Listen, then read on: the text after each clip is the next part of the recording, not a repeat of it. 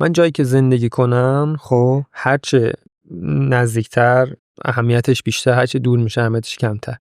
دوست دارم اونجا بهتر باشه و زندگی خودم بهتر میشه. به کورنر هوتن هاشمی خوش اومدی. میگم اگر شما هر چیزی که هست رو بپذیرید که خلقی صورت نمیگیره. در نهایت این انتقاده باید زندگی خودم بهتر بشه. امروز هوتن به کوزی کورنر اومد تا با هم در مورد مدل فکریش، نحوه انتقادش، خلاقیت، در مورد کتابش، موضوعاتی که توی کتابش عنوان کرده گپ بزنیم. بعد از این کارو نکن، اینکه چجوری بکن یا کجا بکن، چگونه، چی، اینا رو باید بهشون بگیم، وگرنه هر ابلهی میدونه تو نباید به زندان برسه، تو نباید تصادف بکنی. هی بگو این کارو بکنی، میگه این کارو بکنی، نمیدونم تصادف میکنی. خب چیکار کنم؟ الان این کار نکن، اون یارو به نظرم خلاف کامه، باشه با کی کار کنم؟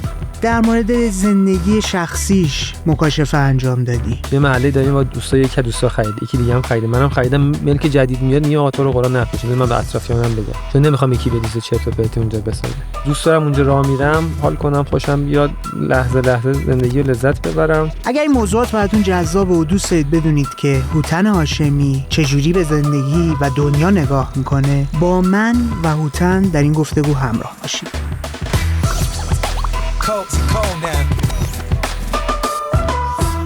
قبل اینکه بخوایم بریم سراغ گفتگو اصلی، ازت یه خواهشی دارم. اول از همه حتما چنل‌های مختلف ما رو درش عضو شو. بخشی از خانواده و کامیونیتی ما شو. ما به دنبال این هستیم تا کوزی کورنر رو به یک پادکست بین‌المللی تبدیل کنیم.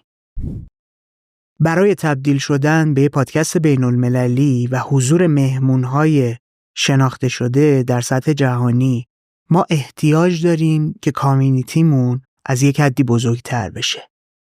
اگر شما هم رویای این رو دارید که ببینید چهره‌های شناخته شده بین‌المللی خلاقیت رو چطور می‌بینن و چطور در زندگیشون میارن، حتما توی شبکه‌های اجتماعی مختلف ما عضو بشید.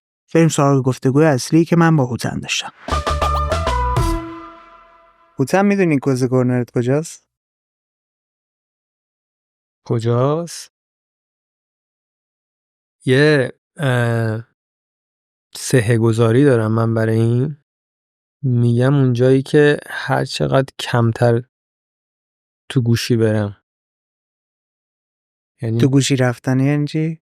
یعنی الان بهت میگم مثلا بعضی جا از خواب پا میشی، عموما اینجوریم دیگه، یه چشی گوشی رو نگاه میکنیم، میبینیم کی واتساپ داده، اخبار چیه، دلار چنده، کی چی شده. بعضی جا هستش که حالا اون فضا و مکانه اینجوری که پا میشم میرم سراغ یه کاری، بعد 3 ساعت میگم ای گوشیم کو. یعنی هر چی این زمان بیشتر بشه یا اصلا ول کنم گوشیم کی واتساپ داده، کی اینستاگرام چی گذاشته، اصلا خودم چرا باید اونجا. یه کتابی هست کار عمیق، خیلی ترند و معروف شده. از یه دید دیگه اینو میدید که بعضیا میرن یه جایی که تمرکز داشته باشن، ارتباطی نداشته باشن. من میگم اونجا رو خب با پیدا کنیم. اینجوریه که من بگم میرم اونجا که خلاق بشم، اونجا رو پیدا کنم. این سهه گذاریش برای من اینه.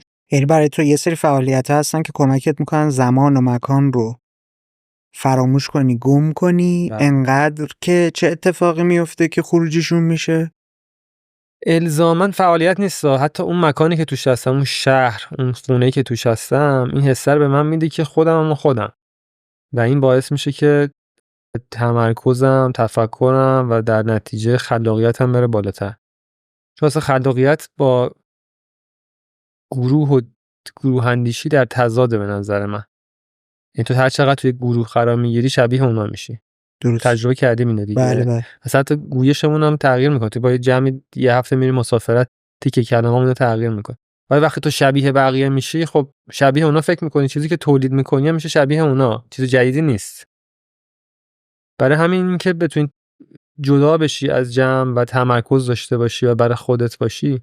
اصلا دیدین خیلی‌ها میرن تو گوشی، بعضی موقع میگن نرو. بازی کتاب دیگه میخوام، نمیدونم چی بود، گوش میکردم، کتاب صوتی بود. میگفت اینا دلایل مختلف داره که طرف مثلا توی مهمونی، تو اوج مهمونی میره تو گوشیش. یکی از دلایلشونه که این حالشون خوب نیست، دارن فرار میکنن تو گوشی. شما هی نبین نره تو گوشی، بعد حال این آدما رو خوب کنی. یه موقعی هست که نمیره تو گوشیش دیگه. چرا نمیره؟ خب برو بدون چرا نمیره، اون شرایط مهیا کن. هی نگو حالا دوباره وسطای صحبت شاید به یه چیزی بخوام برسم که با این همراستاه که نکن نیست. چیکار بکنیم که تو گوشیش نره، شرایط مهیا کنی. ولی برای من سه‌گذاریش اون کوزی کورنرم اینه که هرچی کمتر برم تو گوشیم، یعنی حالم خوبه و تمرکز دارم و اینا و نخوام فرار کنم. متوجهم. امروز دعوتت کردم به کوزی کورنر بیای چون یه ویژگی جالبی رو دارم میبینم توی فعالیتت، توی شخص خودت. اکثر آدم‌ها که یه پلتفرمی رو میسازن برای خودشون، یه تعداد مخاطب رو جذب میکنن، صاحب یه رسانه‌ای میشن، ترس اینو دارن که فعالیتی کنن، کاری انجام بدن که مخاطب بدش بیاد، ناراحت بشه، برنجه، دور بشه ازش. ولی تو برعکس اکثر آدم‌ها اتفاقاً داری میه اون ویژگی‌های بدمون، زشتمون، منفیمون رو دائم برومون میاری. دائم داری با نقد کردن، با نشون دادن اونها کمک میکنی که اون باد و اون توهم همیشگی که به عنوان ایرانی آریایی فلان با خودمون داریم حمل میکنیم رو یه ذره کمتر کنی. این از کجا داره میاد؟ این نیاز به این که من باید بیام واقعیت رو نشون بدم، نه چیزی که آدم ها دوست دارن، از کجای هوتن داره میاد؟ من دنبال اینم که شبکه بسازم بر خودم. دوست، همکار، شریک، کارمند، خیلی از شبکه اجتماعی من به این رسیدم. خیلی رسیدم بهش. کمه دیگه. مثلا شاید مثلا شما اگه به یه فالوور بخوای برسی، مثلا یه بگن تو 5 سال به 100,000 تا رسیدی، خب عدد معمولی خوبه. ولی من توی مثلا 5 سال 10 سال به 20 آدم رسیدم.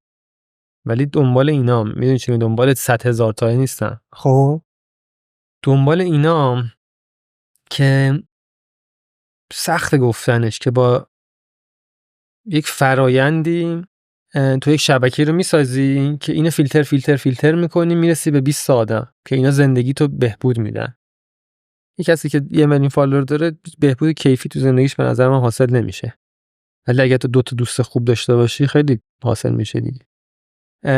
این از کجا نشأت میگیره؟ یه بار یکی به من گفت توی مهمونی که داشت ازت بد میگفت، من رفتم 1 ساعت 2 ساعت صحبت کردم، متقاعد شد. گفتم خب 1 ساعت 2 ساعت گند زدی تو وقته. چون هزاران نفر از این آدما هستن، تو نمیتونی دونه دونه خیرشون رو بگیری. بعد اون آدم دوباره یه چیزی پیش میاد، من بعدش میاد. گفت خب این همه چیز میگه آدما بعدشون میاد. گفتم خب بعدشون میاد چی میشه؟ بعد هی فکر کرد، جوابی نداشت. بعدشون بیاد برای من چی میشه؟ هیچ اتفاقی نمیفته. نماینده مجلس اگه باشم بعدشون میاد رأی نمیده. اگه بلاگر باشم بعدشون نمونه داشتیم تو ایران دیگه، برنده بهش تبلیغ نمیدن، سطح درآمدش میاد پایین. اگه چه میدونم هر چیز خواننده باشم نمیان کد. برای من اگه بعدشون بیاد چی میشه؟ هیچ اتفاقی باید نمیفته. من کسب و کارم، زندگیم اصلا تأثیری توش نداره. پس چرا حالا وقتی توی واقعیتی به یکی میگی، اون آدم معمولا ناراحت میشه دیگه، میگن واقعیت ناراحت کننده. من ترجیح میدم واقعیت رو بگم به اون شبکه 20 نفره 30 نفره که میخوام برسم و آدما با شخصیت واقعی من آشنا باشن، به جای اینکه فیلم بازی کنم. یکی از ملاک‌های تاثیرگذاری اینه که خودت باشی. خب یعنی چی؟ یعنی اینکه تو کتاب دومم دارم می‌نویسم که دیوید بکام و پول اسکولز، دو تا بازیکن که تو منچستر یونایتد تیم ملی انگلیس با هم هم‌بازی بودن، یه دوره بودن، تقریبا افتخاراتشون تقریبا یکیه. اسکولز آدما نمیشناسن.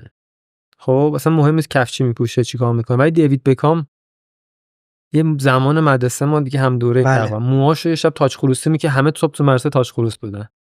خب انا خندت معلوم یادتون اومد، یه صحنه رفتی همه اینجوری بودن. تاثیرگذاری باید خودت باشی. من اینو تو کلاس تدریس میکنم. یه چیزی هست به اسم گلدفیش افکت. یکی از بنداش اینه که میگم آقا میخوای تاثیرگذاری باید خودت باشی، نه باید همه کس پسنده. مثلا مثال بهت میگم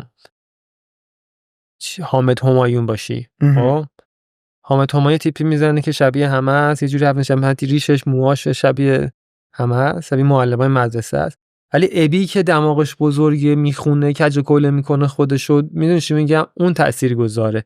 داریوشی که لباس ردای بلند میپوشه، ریش میذاره، صداش شقایق خش داره اون مدل. آره اون مدل خودشه، مدل بقیه این تاثیرگذاره. داریوش میمونه تو یاد مردم، بهنامبانی از یاد مردم میره، پاکل جکسون یاد مردم میمونه، خیلی آدمای دیگه میره. من میخوام تاثیرگذار باشم، با خودم باشم. اگه خواستم یه روز نماینده مجلس شم، خواستم بلاگر شم، قطعاً روال اینه که یه کاری کنی بقیه از تو خوششون بیاد و فعلا به اون مسیر نرفتم. یعنی داری میگی که من کاملا خودمم؟ کامل نه، ولی سعی میکنم خودم باشم. و نکته اینه که بتونم آدم‌های مشابه خودم از طریق این کامیونیتی که دارم میسازم، مخاطبایی که پیدا میکنم رو شناسایی کنم، تبدیل بشم به دوستام. نه مشابه خودمونم، نه که بگم شبیه خودم. پس چی؟ دنبال سه آدم میگردم. منظورم طرز فکرشون بودا. نه طرز فکرم نه، دوسته مثلا یه سری آدمای پراکنده اصلا ببینی باورت نمیشه.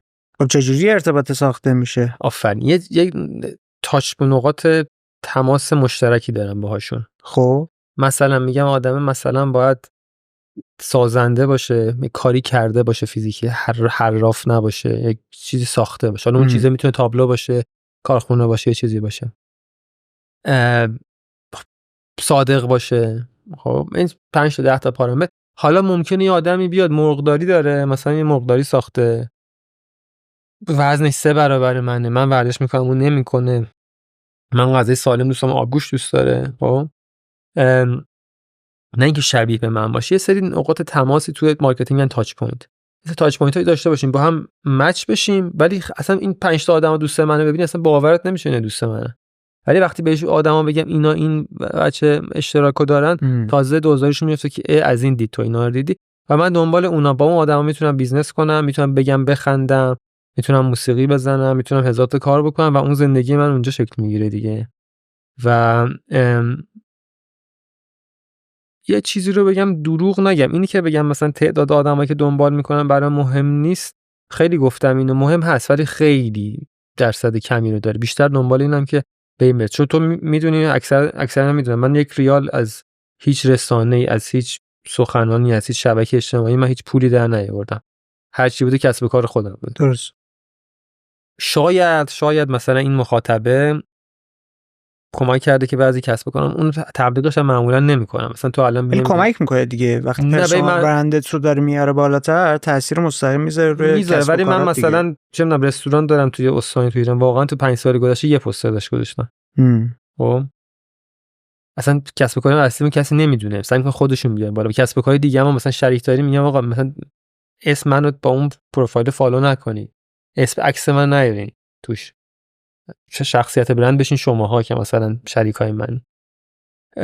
ولی بی تاثیر نبوده. دروغ چرا؟ بی تاثیر نبوده، این تعداد بی تاثیر نبوده، ولی خیلی بخش اعظمی نداره. حالا من اونجوری رو که صادقم، خودم هم راحتم. انگار مثلا تو بخوای نقش بازی کنی، انگار دست گذاشتن گلوت. خیلی از این بلاگرها من با خیلی با توجه به شرط کاریم باشون در ارتباطم. باورت نمیشه عددی که بهت میگم، بیش از 70% افسردگی شدید دارن، خودشون هم میدونن. خاطر شخصیت نمایشیشونه، به خاطر اینکه تو یه موقعی یه دچار تضادایی میشه. مثلا همین که میگم تو زندگی ناراحتی، یه مرهمی میخوای، یه کسی میخوای کمکت بکنه، بعد 100,000 نفر دارن قربون صدقت میرن، نمیدونن تو در چیز کوچیک ناراحتی و نمیتونی بهشون بگی چون فیلم بازی کردی. بعد دوستا و اطرافیان خوبی هم نداری. من به اون میرسم، شبکه‌اش اونو نرسم، اون دنبال یه سری دست بزنه به بچه کنن، بعد ناراحت میشه. بعد یه پرسونال برند قوی ساختیم، مثلا میگن فلانی چه خفنه، چه باحاله، بعد یهو مثلا عاشق یه پسری میشه که مثلا یه پسر غیر موجه، بعد میگه خب اگه من با این دوست بشم تو سوشال مدیا بگن چه، پس بذار با این به هم بزن. دلش پیش این گیره، به خاطر حرف مردم باید به هم بزن چون یک چیز دیگه برای اونا ساخته. اصلا زندگیشون خیلی داغونه. بعد هی از خودشون سلفی از خونه، از زندگی، از آشپزی هی تایید میگیرن. اینا مثل یک سرنگ دوپامین هی هر روز داره میره تو بدنشون. بعد معتاد دوپامین میشن، واقعا معتاد لایک و تایید و اینا میشن. من وارد اون فضای نشدم، اصلا آدما نمیدونن خونه من کجاست، ماشینم چیه، خونه آدم چجوریه، امروز چی خوردم، فردا چی نخوردم. و حالم حس میکنم با اون چیزی که دارم میرم جلو در راستای بهبود حال خودم دارم میرم جلو، تا اینکه حالا به سری پارامتر عددی مثل پول و نمیدونم معروفیت و این چیزا بخوام برسم، اون برام ارزشش بیشتر. خب چرا این دوستا رو نمیتونی توی دنیای فیزیکی پیدا کنی اگر هدف اینه که این پلتفرم کمکت کنه برای اینکه یک سری آدم‌ها رو شناسایی کنی، برای اینکه روابط بیرونی عمیق‌تری باهاشون بسازی؟ متوجه نشدم. یعنی اگه شبکه نبود فیزیکی پیداشون می‌کردم؟ آره سخته دیگه، تسهیل داره میکنه دیگه. مثل که من بگم تو میخواد نتایج فوتبال رو ببینی با روزنامه بخون. تسهیل داره، سال 2024 ایم دیگه. خب من نه یه نکته‌ای تسهیلت داره میکنه، ولی باز دوباره تو فیلتر کردی. خب یعنی به جای اینکه مثلا دایرکت تو باز گذاشته باشی یا یه شماره موبایلی رو گذاشته باشی که آدما مستقیم بتونن باهات ارتباط و تماس داشته باشن، جوینده یابنده هست. من یه ماشین داشتم میخواستم بفروشم، خب بعد میدونستم خیلی آدما الکی زنگ میزنن، الکی میگن میخوام که بیان از نزدیک ببینن، دستی بدن سوارشن دور بزنن باش، چون ماشین خیلی خاصی. بعد آگهیم اینجوری نبود که این ماشین برای فروشه، آگهی این بود که این ماشین تو ایران هم هست. بعد من خودم روش تگ شده بودم. خب گفتم اگه کسی بخواد بخره اون تگ میزنه، ایمیل میده به من، میاد میخره. کسی که بخواد بخره، اون کسی که بخواد دور بزنه دنبال شماره زنگ میزنه مثل دور بزنه. خب پس این وقتی فیلتر میکنی ممکنه یه درصدی هم آدم خوب از دست بدی، خب ولی اون کسی که میرسه ته خط خیالت آسوده است که واقعا برای اون نمیخواد دور بزنه، واقعا به اون قصد نیت اومده و میدونه که مثلا دوستی میدونه که آقا من آدم پیدا کردم برم، اصلا میاد میبینه دوست داشتم اینجوریه، دوست مشترکمون چیه، به اون گفته فلانی دعوتت کرده ویداش، خب رفتیم سفر، الان که دوستای صمیمیه و با هم ارتباط گرفتیم. یعنی اون بخواد میرسه به این داستان. اون کسی که بخواد بیاد دزدی کنه ازت، بچاپه، نمیدونم آموزش رایگان ببینه ازت، اینا من میخوام اون برحذر باشم ازش، نرسه. یکم سختی، آره خیلی سخته. مثلا ایمیل من بازگشتم، فقط ریپلای بسته، کامنت برای غیر فالوور بسته، دایرکت بسته، همه این داستان. یه چیز باحالم بهت بگم، بعضی میاد خیلی داشتم اینجوری، مثلا طرف میاد استوری میکنه یه چه کامنت میذاره که این فلان فلان شده، اگه راست میگه دایرکتش باز کنه ببینه ما چی میخوایم. خجالتش بعد میاد خب ایمیل هستی که خب چرا تو ایمیل نمیتونی فوش بدی؟ خب ایمیل سخت‌تره دیگه. آره خب برای همین که بعد خیلی فوشا کمتره. زامبیا ایمیل سخت بشه. خیلی جالبه که میگه اگه راست میگی دایرکت تو باز کن ببینیم چی. خب من ایمیل هست، خب بیا تو ایمیل فوش بده، چه فرقی داره؟ نه این جالبه که تو با یه پیچیدگی مدل ارتباطی هم حتی داری برای خودت کار رو راحت تر میکنی. اون آدمایی که ممکنه از جنسی که میخوای باشن رو داری همینطوری الک میکنی تا بهشون راحت تر و سریع تر برسی. ما خیلی منابع محدود دیگه، زمانمون، توجهمون، انرژیمون، همه داستانا. یعنی کیک گذاشتی اینجا که اگر انرژی مفکر کیک رو بخوریم، چون برای این مثلا 1 ساعت 2 ساعت تا پیش رو ما انرژی نیاز داریم. بله. به محدوده. خیلی معلوم حساسم. من جلساتی که میرم حالا بیا جلسه 1 ساعت مگه چی میشه؟ خیلی چیزا میشه. من تو راه دارم ممکنه تصادف کنم، ممکنه مثلا 1 ساعت خونه میشستم یه چیزی میخونم، یه چیزی میدسم، میخوابیدم. خب شده برم میشه تو آسانسور ماشینم، آسانسور ماشین داشت، ماشینم لای در آسانسورش گیر کرد، ماشینم له شد. همین الان که با صحبت میکنم مثلا یه جا مشاوره بعد بدم 4-5 جلسه رفتیم و قرارداد دادم، هنوز امضا نکرده پرداخت بکنه. مثلا اگه نشه میگم من 4-5 جلسه دست دادم، زندگیم رفت. همه اینا میتونید تو کار خوب بکنید، نامحدود نیست منابع من. اینو وقتی به یک سنی میرسی میفهمی، تقریبا رسیدی مثلا به قبل 20-25 نه فکر می‌کنیم به همه چی میتونی برسی، وقت زیاد داری، هر چی کار میومد میتونستم بکنم، ولی الان میدونی که باید تمرکز بذاری. اگه 10 تا کار این یه دونه رو برمی‌داری، تا رستوران میخوام برم 20 تا باز شده، بعد هوشمندانه انتخاب کنم کدومو برم. آره بذاری که منابع محدود رو بتونی مدیریت بکنه. من نگاهتو متوجه شدم که با این فعالیت دنبال چی هستی. متوجه شدم به جای اینکه یک شخصیت طراحی شده و یک فعالیت طراحی شده باشه، داری تا جای ممکن، تا جایی که میتونی خودت، تفکراتت، اندیشت رو اونجا منتشر میکنی تا حالا یک سری آدم‌هایی رو پیدا کنی. بریم سراغ ماجرا. میتونم بگم تأثیرگذاری تو این پلتفرم که ایجاد کردی و مخاطبایی که جلب کردی روی این هست که خیلی بی‌پروا و راحت داری انتقادات خودت رو انجام میدی. خیلی از آدم‌ها از مدل انتقاد کردنت اذیت دارن میشن یا تلخشون میشه، چون اوریان داری خودمون رو به خودمون نشون میدی.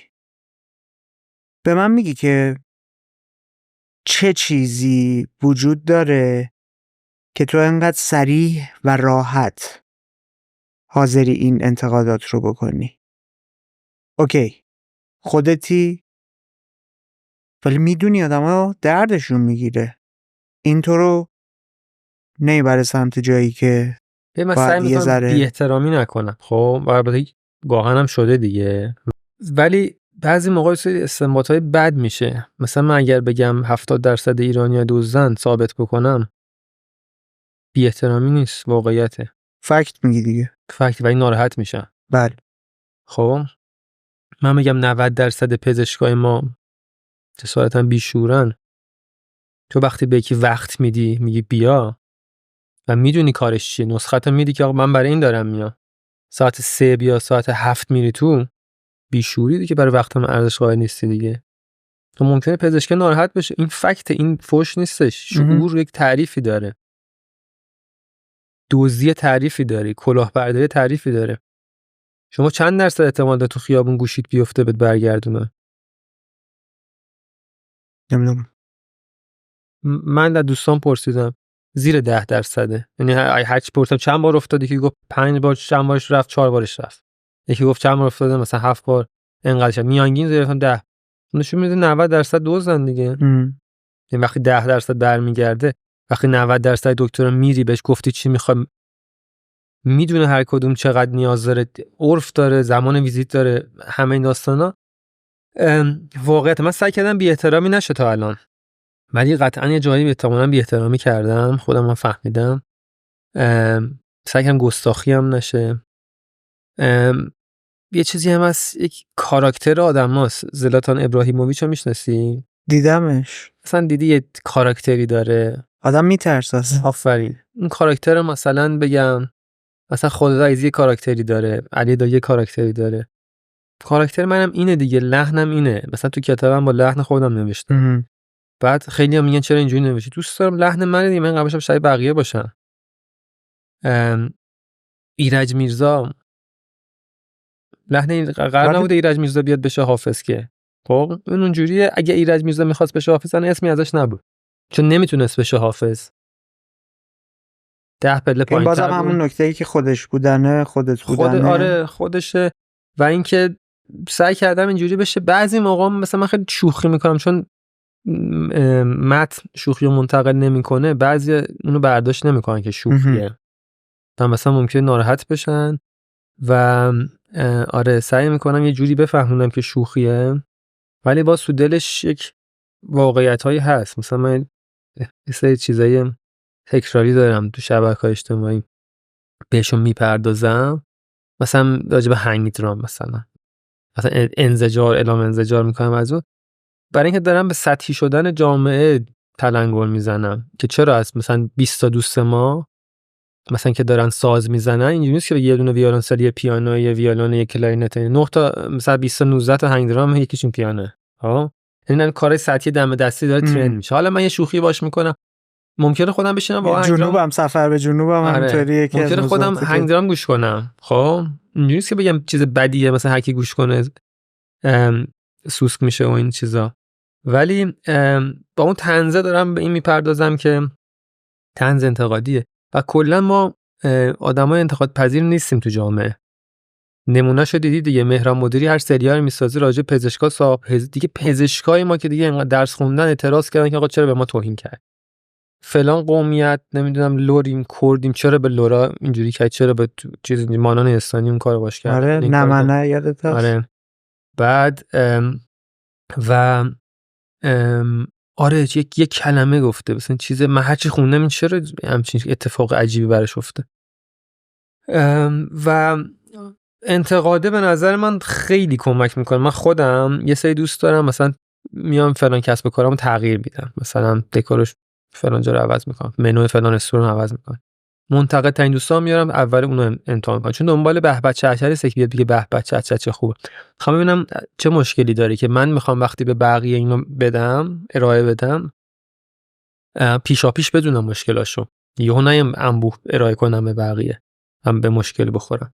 من خودم دوست دارم اطرافیانم آدم‌ها اینجوری باشن و خب نقده یه سری آدابی داره که باید انجام بشه، معمولا سعی کردم اونو انجام بشه.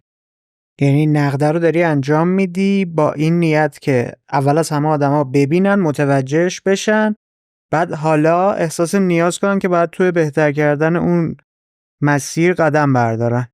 بله. و خب چرا باید برای تو مهم باشه که بهتر بشه؟ یه چیز تازگی‌ها خوندم به اسم DQ، حالا نمیدونم واقعی بود یا نه، دیدی خیلی کم ترند شده. میگه IQ داریم، EQ داریم، DQ داریم. چی میشه؟ DQ نمیدونم مثلا مخففه چی بود، میگفت اینه که تو رشد و تعالی بقیه برات ارزش میشه، یعنی نمیتونی ساکت بشینی وقتی میبینی یه مشکلی هست برای یکی. من میبینم مثلا میرم توی سازمانی میبینم یه مشکلی هست، شب خوابم نمیبره که اون مشکل درست سازمان منم نیست، اذیت میشه. ببین ما یه ذاتی داریم. توی کتاب اندیش اسلامی فکر کنم و تو دانشگاه نه یه کتاب شبیه اون نوشته مثلا ما گرایش به زیبایی داریم، یه چیز زیبا می‌بینی خوش، گرایش به طبیعت داریم، گرایش به اجتماعی و توش ادامه میده که ما گرایش به پرستش هم داریم، پس حتما هست و استنباط‌ها اینجوری. من حس می‌کنم ما گرایش به انتشار هم خیلی داریم، یعنی دوست داریم یک چیزی منتشر بکنیم، بنویسیم، نقاشی کنیم، بدیم بقیه ببینن. خب تو اگه نشسته باشی یکی بیاد راجع به مثلا کووید صحبت بکنه، داره اشتباه میگه، نمیتونی ساکت بشی، میتونی میخوای اصلاحش بکنی میگی اینه، بعد ممکنه شب همونم استوری کنی، آقا من امروز که اینجوری میگم اشتباه میکنی، نکنه شما اشتباه بکنی، مثلا دستتون اینجوری بشورین، الکل اینجوری بزنین. ما انگار یه خفگی بهمون دست میدن نتونیم منتشر کنیم، مگر اینکه من حس میکنم مثلا آدم سالمی نباشیم، متعادل نباشیم از نظر روحی. یعنی مگه میشه کسی از موسیقی خوشش نیاد؟ و هر کی یه سبک موسیقی خوشش بیاد دیگه، مگر اینکه به نظر آدم سالمی نباشه، یه جایش بلنگه. یکی اینه که دوست داریم منتشر کنیم، یکی اینه که همینه که من دوست دارم بقیه به تعالی برسن، مخصوصا دایره اطرافم، هر چقدر دایره نزدیکتر میشه بیشتر. یعنی نزدیکان من نمیدونی چه تعاملاتی باشون دارن، بشین اینجا اذیت میشن، یعنی اذیتشون میکنی؟ نه راحت و سریع نقدا انقدر اکثرا اولش انقدر بعدن خوششون میاد که مثلا زنگ میزنه به من، مثلا یه ماه اخیر مشکلم چیه بده دوستم. خب آره مثلا بعد دارم با یکی صحبت میکنم، یکی میگه راجع منم بگو، یعنی میدونه که هدف بهبوده دیگه. من که هدف وقتی میشناسن، دو تا داداشم دوست منن، اصلا یکیشون من دیگه اصلا وظیفه‌مه که هی چکش بکنم. خب بعد داداش دومی کوچیک‌تره خیلی میپردازم، بعد بعضی موقع به منم بگو به منم. تو نکته از اینه که تو آدم‌ها، اتفاقات، محیط پیرامون داری پتانسیل ها رو میبینی که یادآوری میکنی، یا یک جای دیگه، یک دغدغه دیگه‌ای برای بهبود هست؟ من جایی که زندگی کنم خب هرچه نزدیکتر اهمیتش بیشتر، هرچه دور میشه اهمیتش کمتر. دوست دارم اونجا بهتر باشه، چون زندگی خودم بهتر میشه. من اگه بیای تو خیابون ببین یک معماری یک دست خوشگله ترتمیزی هست، حالت بهتره دیگه، میری سر کار حالت بهتره. پس من اگه بگم به آدم آقا این معماری بده که درست بکنم، به حال خودم، حالا هر چقدر نزدیکتر میشه بهتر. مثلا من اگه میگم آقا تغذیه‌تون رو اینجوری کنی که تو کتابم یک اشاره‌ای کردم، در کل خوبه، میام تو خیابون آدمای فیت ببینم، خوش‌وکر، خوش‌تیپ، ولی وقتی نزدیکانمه خیلی این اهمیتش برای من بیشتره، چون سلامت سنش بیشتر عمر میکنه، با من بهتر تعامل میکنه، تو اگه خوراکت خوب باشه با من رفتار بهتره، و در نهایت این انتقاده باید زندگی خودم بهتر بشه. میگن هیچ گربه این معصر رضای خدا موش نمیگیره. من تایش برای خودم و دایره انتخاب جایگزینت میتونست این باشه، به جای اینکه این کارو کنی بری یک فضای دیگه، کشور دیگه، یک جای دیگه که اون استانداردهایی که تو ذهن شاید گور اگه داشته شرطش بود باشه، میرفتم. یا بیای اصلا از خونه در نیای بگی که این محیط پیرامونم بیرون آزردگی خاطر برام ایجاد میکنه. من فکر میکنم یه چیزی پشت این هست، یعنی حالا نمیدونم چجوریه، یک مدل فکریه که دنبال ساختن، دنبال بهبوده، این که یک چیزی من ناراضی نگه میداشته و حالا من بیام انتقاد کنم، نشون بدم و حتی گهگاه راه حل هم بذارم جلوی راه آدما. آقا این کار میتونی بکنی برای بهتر کردنش، مثل اتفاقی که داریم میبینیم همین کتابی که الان روی میزه. خب چرا این شده انتخاب؟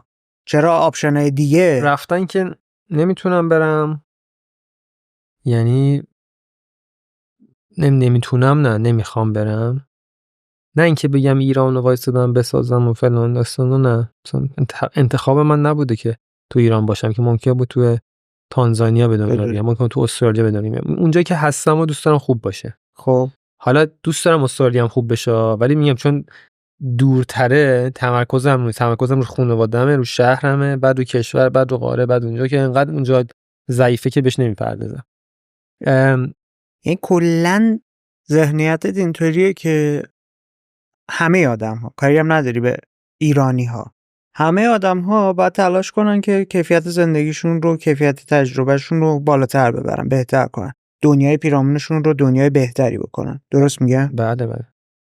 خب بعد مورد دوم هم این که میگی بمون تو خونه بیرون نرو، توی نمیشه، آدم سالم که نمیتونه همچین کاری بکنه، ولی با سعی میکنم دنیایی برای خودم بسازم. یعنی اگه فکر میکنم مثلا این معماری داره اذیتم میکنه، چرت و پرت هر ور نگاه میکنی یه مدل بیریخت و هیچ کم نیست، اینو سامون بده، خود آدمام دارن میسازن و میخرن و اینا، یهو برم توی محله‌ای واقعا شده اینجوریه بسازن، بعد به اطرافیان بگم میام بغلی‌ها رو بخرین که اونا هم بسازن، که درست بسازن، که میرم تو اون محله راه میرم حال کنم. واقعا شده. من یکی از دوستان کاشان ملک خرید با همین ذهنیت.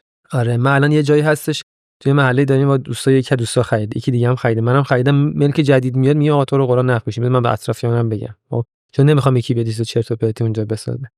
و دوست دارم اونجا راه میرم حال کنم، خوشم بیاد، لحظه لحظه زندگی رو لذت ببرم. و شاید تاش از این انتقاده بخوام به این برسم، یه چیز پیچیده یه دیگه، حالا الزاما این نیستش که بگم میخوام زندگی خودم خوب باشه، اون میل به انتشاره، اون حسی که داری. و یه چیز دیگه هم هست که حالا اینم با تو کلاسام آموزش میدم، استراتژی تولید محتوا، میگم بعد برای یک چیزی استوار باشین. کلاسات میگه خلاقیت نی؟ نه کلاس یاد دارم، دیجیتال مارکتینگ هم دارم. میگم که باید برای یک چیزی استوار باشه. چند تا چیزه، یکیش انتقاده.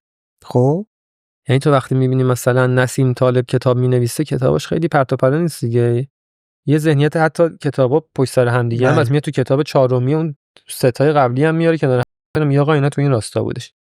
بحث سایمون سینک بودن قبل که صحبت کنیم. سایمون سینک میاد مثلا یک تتاکی داره، بعد میاد اونو کتاب میکنه، بعد میبینید تو یک راستا داره میره، یک راستایی بعد بگیر خیلی پرت و پلا نباشه. اینم خب خیلی هم اشتباه میکنن که یه عزیزی رفته بود اورست، بعد جوکا، بعد گفتن چه انگیزتون چی بود؟ گفت انگیزه من نمیدونم، من بار خورد اومدم. حالا بعضی هم هرچی بار بخوره میدن هر وری، قضیه سیاسی میشه، اعتراضات سیاسی میشن، جام جهانی ورزشکار میشن، نمیدونم اینه، هرچی بار بخوره میرن این ور. این همون شهوت انتشاری که بهش اشاره کردی دیگه، یه چیز عمیق درونی نداره که یک مسیر مشخص ممتدی و ادامه بده، پیش بره. برای این هر جریانی میاد و از اون ور نیاز به دیده شدن و شنیده شدن داره، دوست داره بیاد طرحش کنه، سوار اون موجه بشه تا اون توجه رو بگیره. من میگم این استراتژی مثل قطاره که تو حالا میتونی با قطارت بار سیب بریزی، بار زغال‌سنگ بریزی، فلان بریزی، ببری توی این مسیر، روی ریلی داری میری، خب ولی قطار مشخص مسیر چه شکلیه. حالا تو داری انتقاد میکنی، میتونی به جام جهانی انتقاد کنی، به کنسرت فلان انتقاد کنی، هم داری میری انتقاد میتونی. حالا استراتژی مختلف باز نمیکنم و از اون دیده و وقتی میری توش متخصص سر میشی، یعنی اصلا سیستمای انتقاد و شیوه های انتقاد و همه اینا رو هر روز متخصص سر میشی و میتونی بهش بهتر بپردازی. رابطه این نقد کردن با خلاقیت رو چی می‌بینی؟ آیا اصلا به نظرت خود تأثیری داره؟ باز تو کلاس خلاقیت دیگه اینا رو همه رو دارم میگم دیگه، پادکستر میگن کلاس نیاد. میگم اگر شما هر چیزی که هست رو بپذیرید که خلقی صورت نمیگیره. تو میبینی این بیلبورده از خب هستی که مرسی دیدم مثلا داشت تبلیغ مثلا خمیر دندون فلان با کریم باقری، خب میرم پس خمیر دندون میخرم. تو یک نقد بکن چرا خمیر دندون فلان با کریم باقری بده، حالا چرا بده، اگه من بودم چی میدونم، بعد خلقه صورت میگیره دیگه. بعد این خلق زیاد میشه خلاق میشی. این تفکر نقادانه رو اضافه کنی به نظرت کمک میکنه تا نگاه خلاقانه تری پیدا کنی؟ بله دقیقاً. چون تو همین تفکر نقادانه که میگی فکر کنم 5 تا پله است. پله آخرش اینه که به یک راهکاری برسی و اونو منتشر بکنی. مرحله اولش مشاهده است. بله. میره تهش میرسه که به یک چیزی برسه و فقط بگیم بده نباشه. اونی که هر کسی میتونه بیاد بگه این بده، این کریم باقری بده. خب چرا بده؟ چی میشد بهتر میشد؟ راهکار شما چیه؟ آره میتونی اگر همه چی شما بپذیری خلقی صورت نمیگیره، چون میگه آقا خب این هست همین هست دیگه. بغلی هم خونه رو ساخت خوبه منم هم شکلی بسازم. این بیلبورد کریم باقری با خمیر دندون، من فردا میرم مثلا کریم باقری با پفک. چیز جدیدی خیلی درست حسابی خلق نمیشه، همون تکراریه. و اینو در اون راستا میبینم. تو برای بهبود کیفیت زندگی خودت، اطرافیان خودت، حالا از آدمایی که کنارتن هر روز باشون در ارتباطی تا کسایی که مخاطبات هستن رو داری تشویق میکنی که کیفیت زندگیشون رو بهبود بدن، چون میدونی بهبود دادن کیفیت زندگی فردی تک تکمون در این نگاه کلان کمک میکنه که زندگی اجتماعیمون بالاتر بره، کشورمون رشد کنه، دنیا اصلا دنیای جذابتر و بهتری بشه. حالا برای این کار اومدی یک سری پیشنهاداتی رو در قالب کیومی ارائه دادی، در قالب یه کتابی ارائه دادی. چرا کتاب اول از همه؟ رسانه شبکه‌های اجتماعی و حالا کلاسام سخنرانی و اینا رسانه‌ای نبود که بتونم اون چیزی که میخوام و مدون ارائه کنم. و تبدیل به کتابش کردم، دغدغه‌امو توش نوشتم و حالا با توجه به سوابق و تحصیلات و این چیزایی که داشتم اومدم این مدیریت کیفیت رو که علمه تو ابعاد انسانی پیاده کردم. خیلی حس می‌کنم من ندیدم جایی به این پرداخته شده باشه. ما بررسی کیفی هر چیزی، این گردو، این میکروفون، یک عالمه چارچوب و دستورالعمل داریم که بگن خوبه. خب چجوری خوبه؟ پنیر مثلا فتا چجوری خوبه؟ بعد تو چه معیارایی داشت؟ چجوری بسنجیم؟ تعریف خوبه خودش چی هست؟ آره دستورالعمل داره که اونو آوردن برای آدم‌ها که این آدم خوبه چجوری میگه خوبه؟ خب چجوری من دوستام انتخاب کنم؟ اون چند دقیقه پیش گفتم من 20 تا آدم خوبه بیت خودم، اونا رو چجوری دارم بررسی میکنم. و به این رسیدم که این کتاب رو بنویسم، از این دید بهش نگاه کنم. خیلی پیچیده‌اش نکردم که خیلی صنعتی و کیفی و اینا بررسی بکنم، ولی تو اوایلش یکم دید انتقادی داره و نهی نیست، یعنی نمیگه چی کار نکنیم، میگه آقا من به نظر من این خوب نیست. من خیلی روی این حساسم. مثلا آدما خیلی این نکته ریزو نمیبینن که مثلا من اگه چیزی نقد میکنم از یک کاری، مثلا آقا فلان مثلا سبک معماری در خور فلان منطقه ما نیست، خب نمیگم نسازید هر کی بسازه فلان شده است، این خیلی فرق میکنه. به نظر من این خوب نیست. یعنی دو تا دنیای مجزا. اگر من میگم این سازه نسبتی زیاده تو ایران، نمیدونم خیلی کی بگم چرا داری این سازه رو میزنی. نه کردنه. حتی مشاوره میدم به کسب و کار، نگم این کارو بکن. من 3 تا راه حل میدم، خود هر کدوم می‌خواستی ریسک کن انجام بده. این خوبیاش اینه، بدیاش اینه. تو کتاب اولش به این پرداخته میشه. بعد کم کم آدم حالا بی‌کیفیت اگه اشتباه آره انسان بی‌کیفیت. از نظر من ایناست، به این دلیل دلیلم میاره. بله. من حال نمی‌کنم. بعد کم کم به این میپردازه که حالا چیکار بکن، که خودت اطرافیانت کیفیتشون بهبود پیدا کنه. و خیلی تهاشو خیلی جا باز گذاشتم با تأسیت استاد گرانقدر اصغر فرهادی. برن خود دور زمانی که میتونن تحقیق کنن دیگه. وقتی مثلا من میگم FMEA دیگه نیاز نیست من 2 ساعت راجع به FMEA و توضیح بدم. خب دیگه بگم FMEA اینجوریه، حالا خواستیم بریم سرچ کنیم ببینین دیگه. من فقط یه سرخطی دادم بهتون که FMEA چیه. یه نکته جالبی که توی کتاب نظر منو جلب کرده بود، تو قشنگ میفهمی که ذهنیت یه مهندس پشت این ماجراست. یعنی همه چی رو سعی کرده بیاد طبقه بندی کنه، مرتب کنه، منظم کنه، یه پرونده رو باز کنه، بعد ببنده. خودت فکر میکنی به عنوان یه مهندس صنایع اگر اشتباه نکنم چه تأثیری گذاشته اون تجربه اونطوری اون تحصیلاتی که داشتی روی این مدل نگرشی که داری که همه چی رو بیای طبقه بندی کنی، مرتب کنی؟ چه چیزی رو داره برات ایجاد میکنه؟ خودت کلا اصلا شخصیتت این مدلیه که آدم مرتب و دقیقی باشی یا نه؟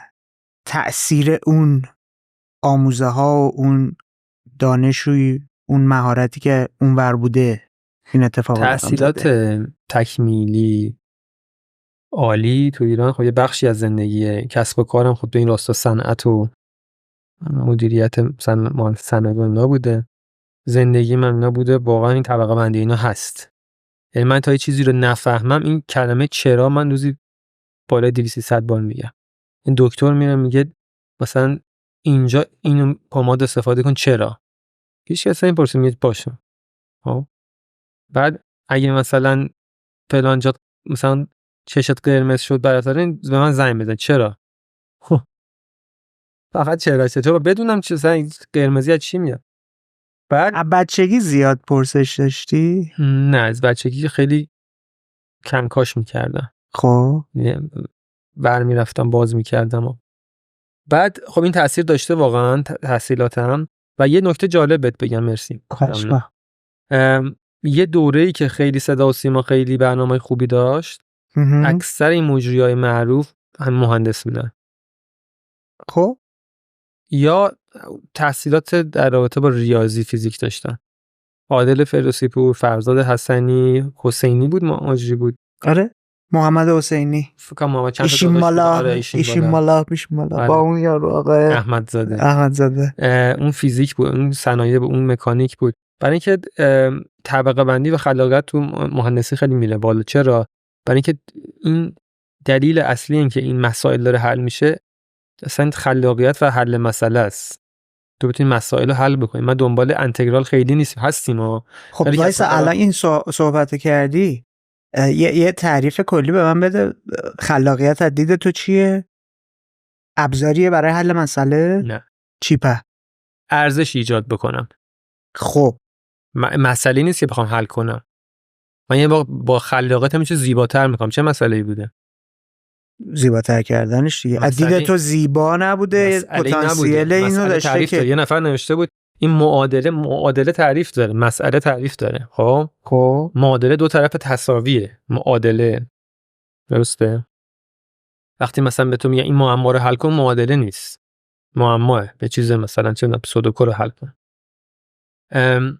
ارزام مسئله یعنی که سوالی یک چالش مطرح شده، میخوام یه چیزی هست میخواد بهترش بکنی، خلاقیت به خرج میدی و ارزش ایجاد میکنه. تعریفش شاید طولانی تر باشه. پس برای این من باید بتونم وقتی شما میری یک مسئله رو تو کنکور یا تو امتحان مهندسی میاد جلوت، هی میگه این از این راه برم، از اون راه برم، از اون راه برم، از این کدوم بهتر، این جواب میرسه، این کارو انجام میدی برای اینکه به نتیجه‌ای برسی. نه ارزش ایجاد کردن یه نتیجه رسیدن. تو میگه من چه جوری به این برسم. من عادل فردوسی میخواد که سوال بکنه، میگه اگه اینجوری سوال کنم این جواب میده، اونجوری سوال کنم اون جواب میده، بذار از اینجوری سوال کنم که به جواب برسم. خب این خلاقیته که من بتونم ارزش رو ایجاد بکنم که اون جواب رو از اون مهمونه بگیرم که خیلی موقع میگرفت. هنوزم میگیرین. یه بله. جوری نمیخواست جوابی بده، یه جوری میپرسید که از زیر زبونش میکشید بیرون. این مهندسی تاثیر گذاشت تو اون کتابت. واقعا یکی از چیزای سخت نگارش کتاب اینه که تو بتونی طبقه بندی بکنی، وگرنه همینطوری بخوای کلمه پشت هم بچینی، حرافی بکنی، آدم میخونه تاش نمیفهمه چی شد. یه قسمتی هست که من میگم سر بیایم به پا برسیم. خب و چجوری اول هر بخش اینا رو نوشتم، بعد یه سری از بخشام یه طنزایی به خرج دادم که اینو به بخش قبل وصل بکنی، به بخش قبل وصل، اسمشو چی گذاشتم تا اینجا برسیم. این واقعا کار سختی بود. من یه پیشنهادی هم به همه دارم، تألیف کنین، حالا کتاب، شعر، هر چیزی که هست، نترسین. خیلی خیلی نرخش کم شده تو اطرافیانم. تو اطرافیان مثلا 100 نفر میتونی چند نفر تألیف کردن چیز رسمی، کتابی، شعری، نمیدونم کتاب کاریکاتوری. قبلا بیشتر بود، هی هر روز کمتر میشه. به خاطر اینکه چرا ترس از سوشال مدیا. آمبیایی که نشستن این کلمه رو گیر دادی مینویسی، یه 200 نفر نشستن تو مغز اینجا رو دارن میگن که اینجا رو نوشتی الان این کارو میکنه، اینجا رو نوشتی الان این گیره بهت میده، اینجا رو نوشتی الان فلان میکنه.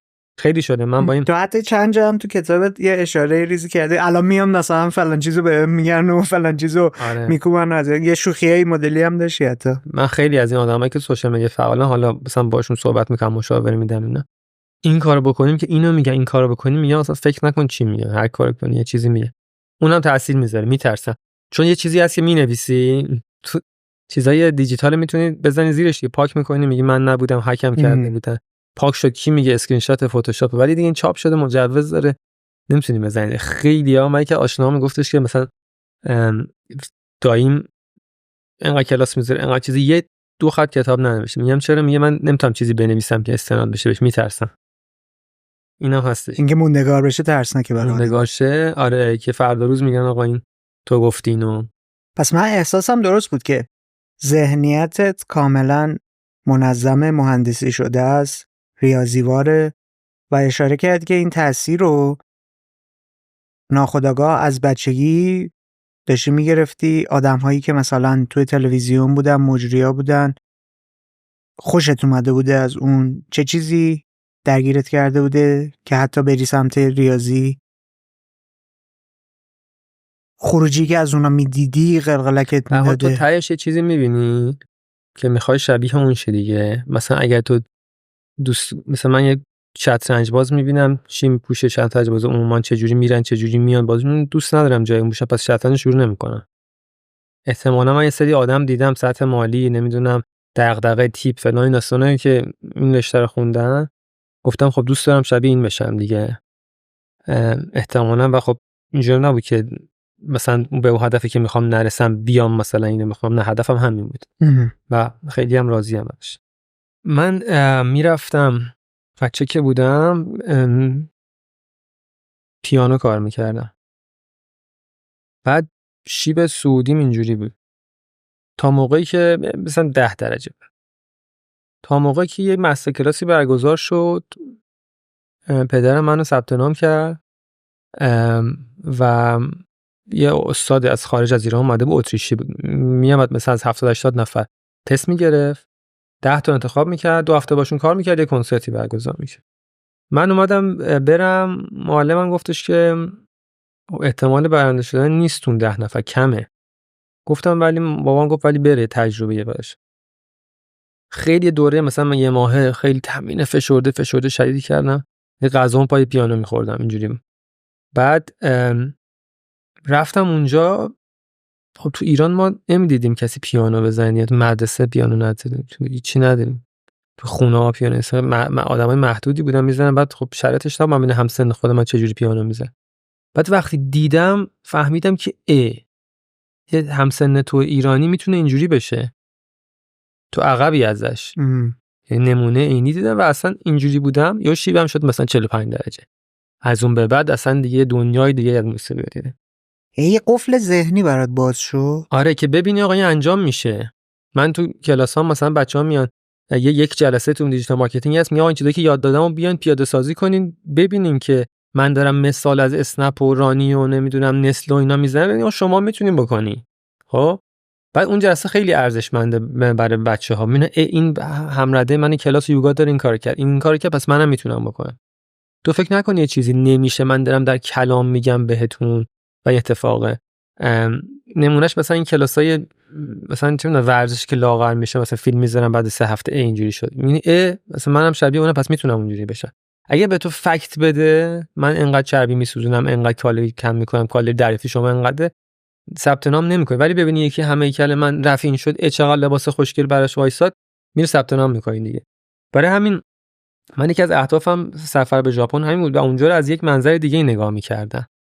و مثلا کسی رفته ژاپن میاد میگه خب این قیمته، اون این قیمته، اینو میخورن اونو میخورن. اینی که آدمو قوز نمیکنن کسی دقت نمیکنه بهش. این که شاپینگ مال سر ثانیه باز میکنه کسی دقت، چون کسی نرفته اونجا وایس سر 11 ببینه 11 باز میکنه یا نه، 12 رفته تو نمیدونه 11 باز کرد یا نه. که خب وقتی دیزنیلند میگه آقا من ساعت 9 شب آتیش بازیمه، ساعت 9 میترکه، سر ساعت ثانیه میترکه. هم دیروز بازی پرسپولیس و فولاد بود، 10 دقیقه یه دیر شروع شد، وی آر خراب بود، همه وایساده بودن، انگار نه انگار وقت ما تلویزیون تبلیغات هیچ ارزش نداره. تازه یادش افتاد سیم آخرش هم درست نشد.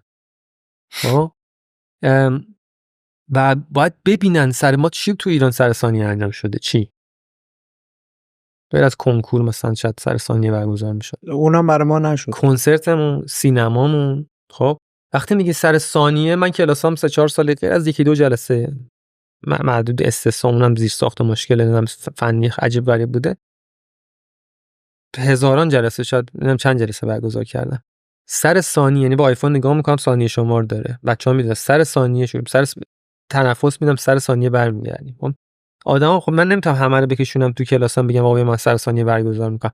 بعد توضیح بدیم وقتی میگیم سر ثانیه واقعا ثانیه است. اگر ما چیزی تو ایران داریم که سر ثانیه است به من بگین، غیر از کنکوره که اونم حالا ثانیه فکر نکنم باشه.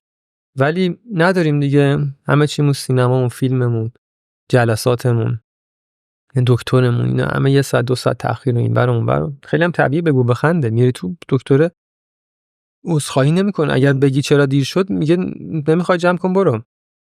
من اون جلسه‌ای که 10 دقیقه دیر رفتم سر کلاس، به بچه‌ها گفتم جهت معذرت خواهی 3 تا گزینه بهتون میدم، یا نفری 1 میلیون تومان بهتون گیفت میدم، یا مثلا شما رو میذارم تو اولویت خرید کتابم، یا فلان. رأی گیری اکثریت انتخاب کردم بهشون دادم، جهت عملی معذرت خواهی کرد. کدوم پزشکی که تأخیر بکنه بریم تو بگه ببخشید مثلا 10% ویزیت کمتر، یه شکلات فردا معذرت میخوام به خاطر تأخیر. اگه شده به من بگین. کسی اگه تو شده، هر کی که این ویدیو رو میبینه گوش میکنه کامنت بذاره بگه تأخیر کردی اوکی، ولی چه جور جبرانش کردین. پس باید ببین بدونن که آقا هست تو دنیا من میشه انجام داد، پس من برم انجام بدم. همونی که ما آدم چاقر رو میبینی که لاغر شد که من بتونم انجامش بدم، بدونی که محقق میشه.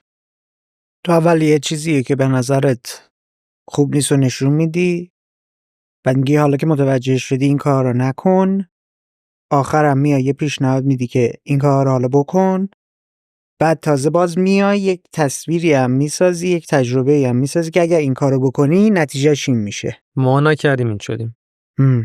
اونا این کردن، اقتصادشون، فرهنگشون، اونا شده اون. چرا تو یه بخشش گیر نمی‌کنی؟ چرا اینو کلاً یه پکیج داری میبینی؟ یعنی چی یه بخشش؟ یعنی فقط بیای بگی نکن، یا فقط بیای بگی این کار رو باید بکنی، یا فقط بیای خودزنی کنی بگی اینجا رو ببین. به ما معمولاً گفتن نکن، نگفتن چه جوری بکن.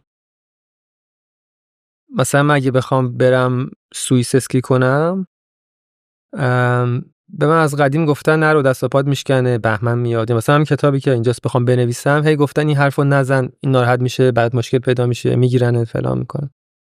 ولی تا جایی که من میدونم ما یه بار زندگی میکنیم و این یه بار من ترجیح میدم خودم زندگی کنم، خودم تجربه کنم، یعنی با حسرت زندگی و تجربه بقیه رو نگاه نکنم. پس اگه بخوام من برم سوئیس اسکی کنم، بقیه باید بگن که چجوری اسکی کن که دست و پات نشکنه، کجا اسکی کن که زیر بهمن نری، میخوای بری سوئیس چجوری پول در بیار که استرس نگیری، چون به من میگن اینقدر کار نکن استرس میگیری. خب چجوری کار کنم؟ یا هی به من بگن چجوری بنویس، چجوری انتقاد کن که بار حقوقی نداشته باشه، مشکل حقوقی باید پیش نیاد، چجوری انتقاد کن که بقیه ناراحت نشن ضمن اینکه تاثیر میذاری.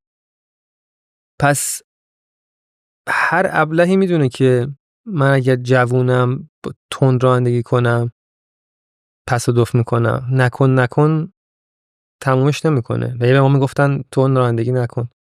به من بگن چجوری انرژی تو خالی کن که مجبور نشی تند رانندگی بکنی. پس من اگه میگم نکن، بعد بگم چیکار بکن، بعد بگم اگه بکنی چی میشه، اگر نکنی چی میشه. من میگم نکن، تند رانندگی نکن، حالا چیکار بکن؟ بیا با هم بریم شهر بازی خوب با کیفیت، عربده بزن انرژیت خالی بشه.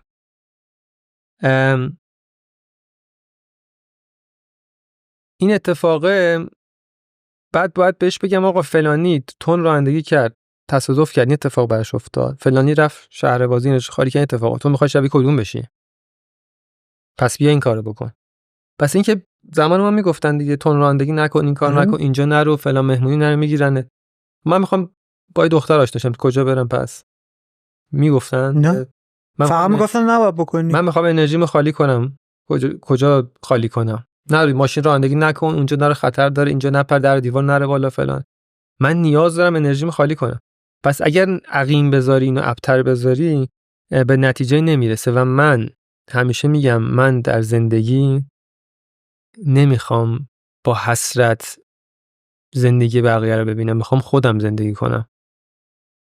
نمیخوام بگم فلانی کتابی نوشت که انقدر خوب، دیدی مهمونیا میرید چقدر بحث راجع به بقیه است، راجع به ایلان ماسک، راجع به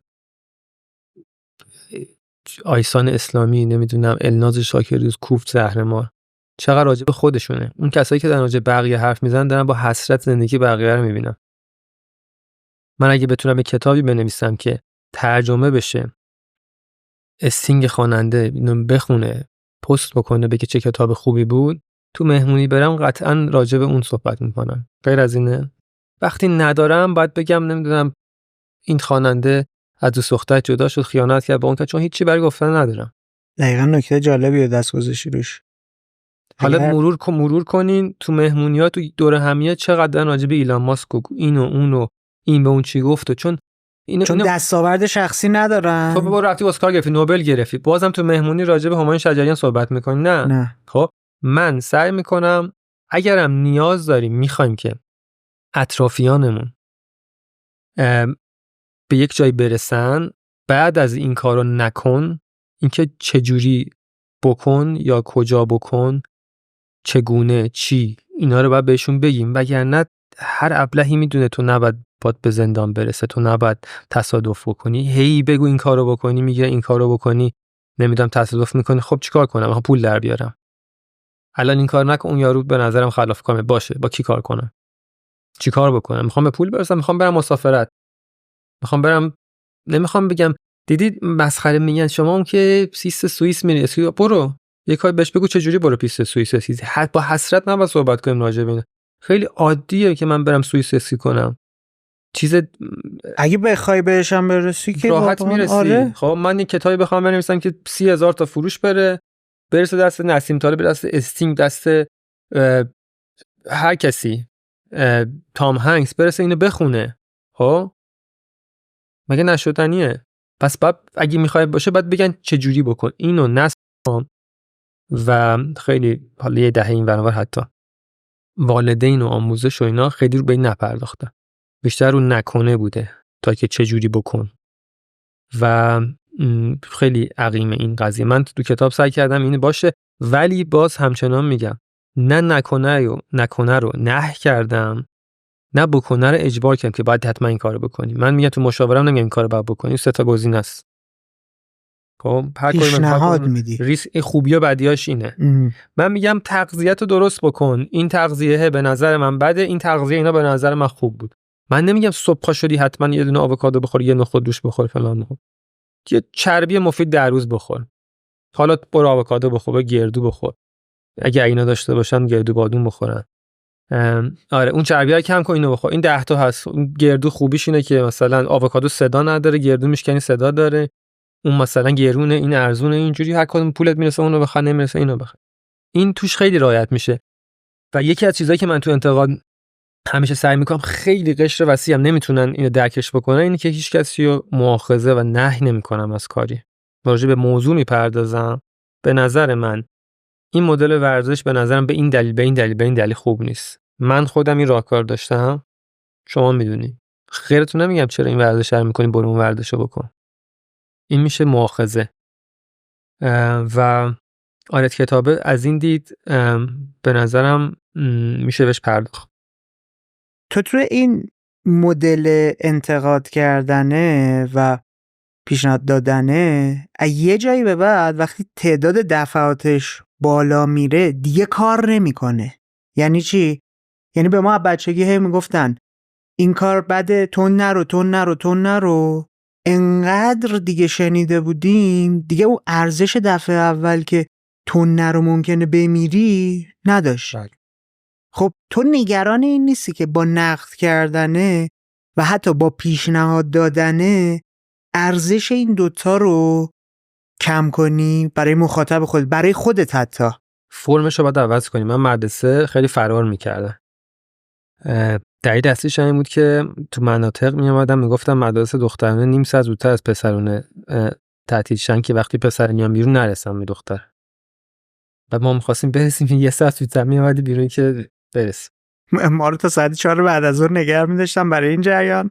زنگ نماز ما میپیچوندیم میرفتیم. پسرا حالا مدرسه تمام میشه تا 3 ساعت در مدرسه هستن، دخترا ولی 5 دقیقه بعد نبودن. میومدی 5 دقیقه دیرش هیچ کی نیست، فکر می‌کردی امروز مدرسه تعطیل بوده. بعد من همیشه فرار میکردم خیلی. حالا اصلا حوصله مدرسه نداشتم، فوتبال می‌خواستم ببینم، هر چی بود فرار میکردم. گذشت هی میگفتن نرو من به قول تو بیشتر تحریک می‌شدم که برم. یه ناظمی داشتیم تو دبیرستان تو پیش دانشگاهی دیگه آخراش بود. زنگ آخر گفتم معلمتون نیست، ما 2 ساعت تو حیاط نگهش داشتیم که تموم شه بعد بریم. بابا چرا نگه داشتیم؟ من اومدم برم یهو این یه جن بود داده، این هیچ وقت تو حیاط نبود، یهو ظاهر شد. تا من از دیوار اومدم برم بالا دیدم خیلی با لحن کلاسیک هم میپیچوندی میرفتی. آره اومد گفتش که آقای هاشمی تشریف بیارین پایین. مثلا ناظمای دیگه تو چیز بزن و مثلا به اولیات بیان و بیا پایین فلان هاشم تشریف بیارین پایین. دست من گره محکم. رفتیم مرسمونم خیلی بزرگ پیش دانش که اومدیم از دم در حیاط کردیم بریم تو ساختمون. دستمون ول کرد گفت در شأن شما نیست رو دیوار بریم، بفهمن در تشریف ببرین. و دیگه من نرفتم رو دیوار. فرمه عوض شد. خب من سعی میکنم توی انتقاده بعضی موقع فرمه رو عوض کنم.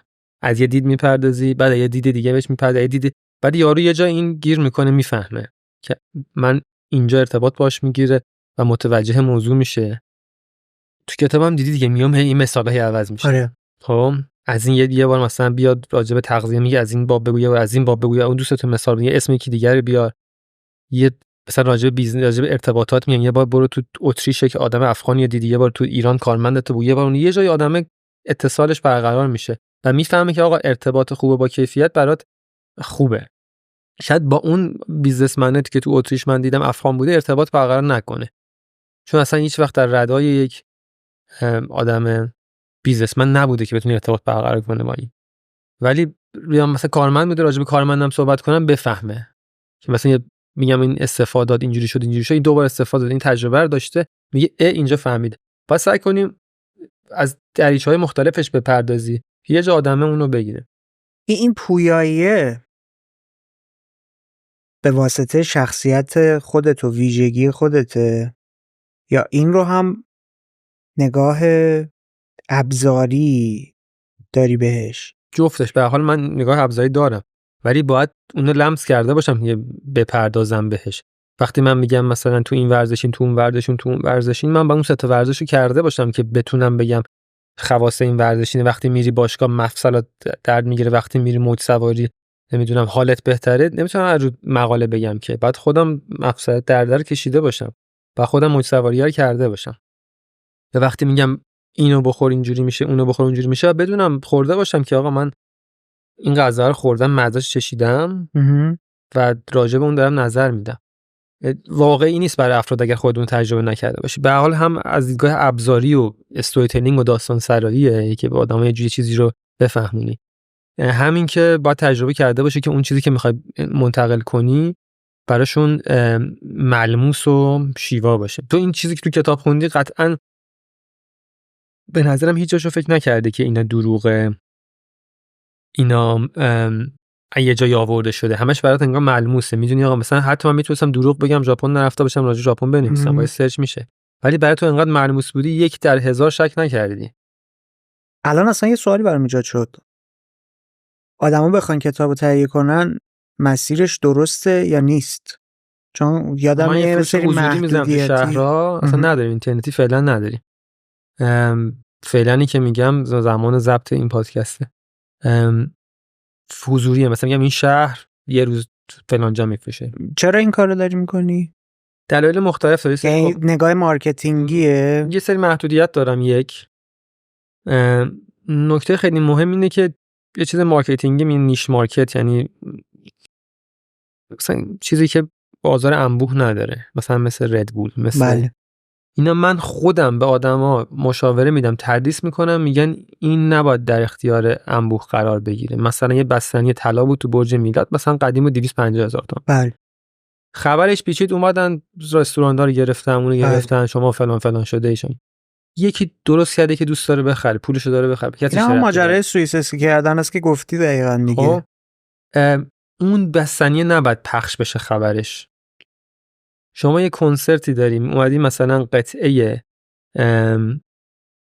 مثلا مرغ سحر رو با ویولنسل، مثلا داری ویولنسل نه با کنترباس و مثلا درامز جزش کردی، اینو نباید به گوش هر کسی برسه، چون برسه یه سری زامبی هن که یا تو دستگاه‌های اجراییه یا تو آدمن یا رقیبن، شروع میکنن خراب کردن. چون این یه چیز نیش مارکته. 200 نفر دوست دارن مرغ سحر با کنترباس و با درامز گوش کنن. خب پس تو یه چیز خاص. من تو این کتاب حذفیات داشته.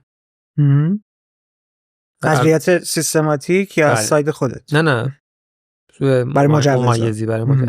مثلا راجع به علی کریمی بوده، اولین بار دارم اشاره میکنم که حذفیاتش بود، چند صفحش حذف شده. فکر کن در اختیار عموم باشه. من اومدم از علی کریمی انتقادی کردم. آدمی هستش که به علی کریمی میگفت سلطان و نمیدونم تتو کرده بود، علی کریم تیشرت علی کریمی رو خودش تتو کرده بود، شماره 8 شو کلا با شما پشتش 8 تتو کرده بود به علی کریمی. صبح پا میشه سلام. چرا حالا تتو؟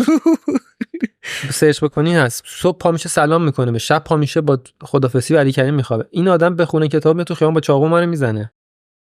این چیزی نیستش که بخواد در دسترس عمومی. کتابای انگیزشی که مثلا یه چیزای سطحی که نمیدونم انرژی به کائنات بفرستیم بهتون برمیگرده، هر کسی بخونه بگه به به چه میدونی دیگه چه چیزایی توشه که چه انتقادایی توشه. بعد نکته بعدی این که دوست دارم آدما بخونن. خب من اگر این کتابو آنلاین میذاشتم، از فروشش شاید 2-3 تا ملک میتونستم بخرم تو شهرستان مختلف راحت یه روزه. آره چون کامیونیتی رو که ساختی دیگه، آدم مشتاقن، بعد میگن تو برو اینو بخون، برای هم کادو میگیرن، یه چندین هزار تا میفروشه. اونو زیر پا گذاشتم که آدمایی که میخرن بخونن. اگر آنلاین بود تجربه است، اینم فن مارکتینگی. آدم‌ها راحت به چیزی برسن ارزششو نمیدونن. من کلی کمپین برای آدم مشاوره دادم و هزینه نگرفتم. قدیم بود خرید میکردم، خیلی راحت میدادم، یه تشکرم نمیکردم. یعنی من برای برند نامگذاری کردم. پولی که الان لحظه‌ای که اینجا داره من به شما پادکست ضبط می‌کنی بین 100 تا 400 میلیون تومان همچین چیزی من قیمت گذاری می‌کنم. اسم برند، نام برند شما رو بهتون بده، یه کلمه. خب بهش دادم اینو. بعد پروفایل باز کردم. من انتظار دارم اولین پست یه استوری بذاره تشکر کنه از من، دیگه نکرده. اگه پولشو میگرفتم تشکرم، پول رو تشکرم میکرد، چون سخت به دست آورده اینا.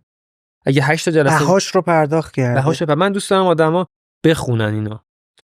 یعنی در یک موازنه‌ای، در یک تعادلی که ترازویی که اینجا من به پول زیادی میرسم، اینجا به یه پول کمتری میرسم ولی بیشتر میخونم، من اینو ترجیح میدم که بیشتر بخونم. یکی از دلایلش هم دلایل خیلی متعددی داره و یه سری استراتژی پشتش بوده. کتاب میخونم، بعدش ورکشاپ داریم. همین هفته من یه ورکشاپ، اولین ورکشاپم میخوام بذارم که آدمی که میخواد بگیره آیدی پسورد بعد بهش بره، بدونم کی اومده گرفته، بازخوردشون رو گرفتم. مثلا 200 اوله که فروختیم یه ورکشاپ گذاشتم، پرسش پاسخ، بازخورد آدم‌ها گرفتن که میخواد بقیه رو چاپ کنم، بدونم که یه وقتی جوش کج فهمی نداشته. آره کج فهمی نداشته باشه، به کسی بر نخوره باشه، توهینی، بی احترامی چیزی توش نباشه. بازخوردار گرفتم، مثل اصلاحات ریزی انجام شد تو کلمات و نگارش و اینجور چیزا، بقیه رفت. این داستانش هم این در دسترس عموم نیست. میدونی الان نکته چی بود که در مورد نحوه ارائه کتاب دوست داشتم یه گفتگویی داشته باشیم؟ چون یکی از چوبایی که اون آدمای چوب به دستی که دائم میخوان آدم بزنن برداشته بودن توی فضای مجازی، توی توییتر، مدل ارائه‌ات بود. و اومده بودن گفته بودن این بابا فقط دنبال اینه که صف بسازه برای اینکه خودش رو پروموت کنه.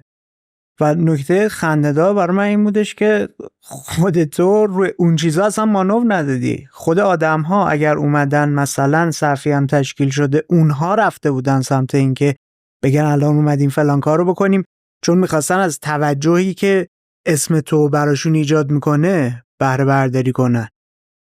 خب دوست داشتم باب دیالوگ در مورد اینم باز بشه که آدم ها اگر ذهنیت غلطی نسبت به این موضوع دارن، حداقل اون کسایی که شنیدن از یه زاویه دیگه هم به مسئله نگاه کنن. من هدفم اون نبوده، ولی بی‌تعارف از اینکه استقبال شده خوشحال شدم.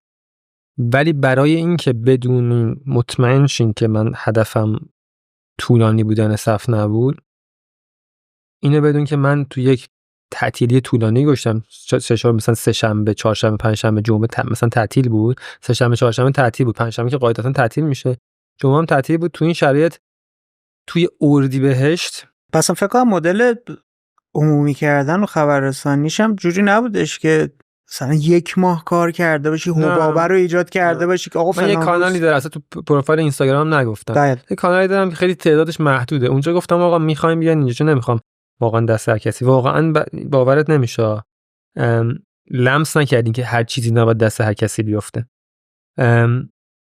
من تو کلاسام مثلا این همه برگذاشته، تو یکی از کلاسام یه پسره بود